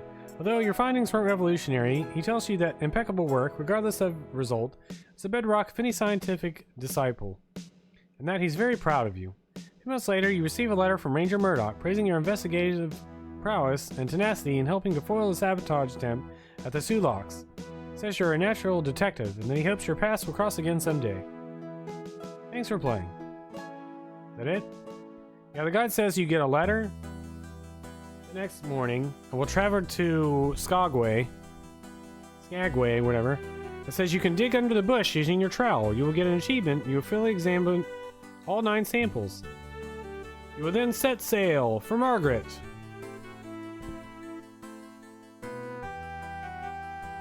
Had we actually solved the Margaret crime, we got a little bit more gameplay. But we didn't, because that guide was terrible. Anyways, I had fun either way. It was a very interesting experience.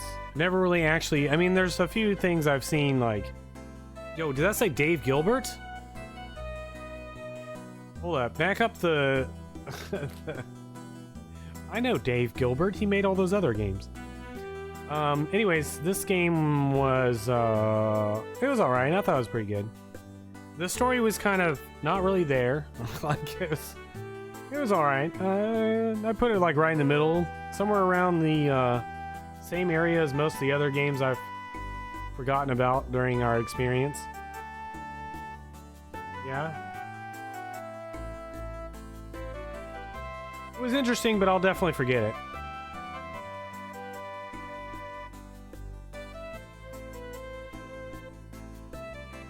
I'd rank it with, like, so like even the original King's Quest 1 and 2, like the typing versions of those games, they were also pretty like okay and pretty forgettable.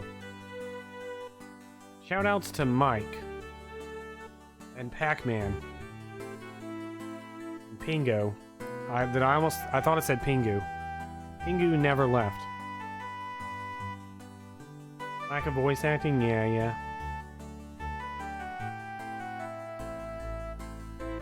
Definitely not the best or worst game we've played this year. I'll put it up there with Emerald City. Another game that I'm sure some of you probably forgot we even played.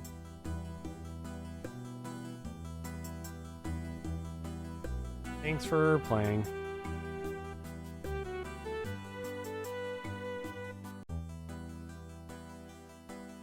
Alright, that was it. All the Wizard of Oz memes. But yeah, thank you all for joining me in the Crimson Diamond for Nintendo DOS.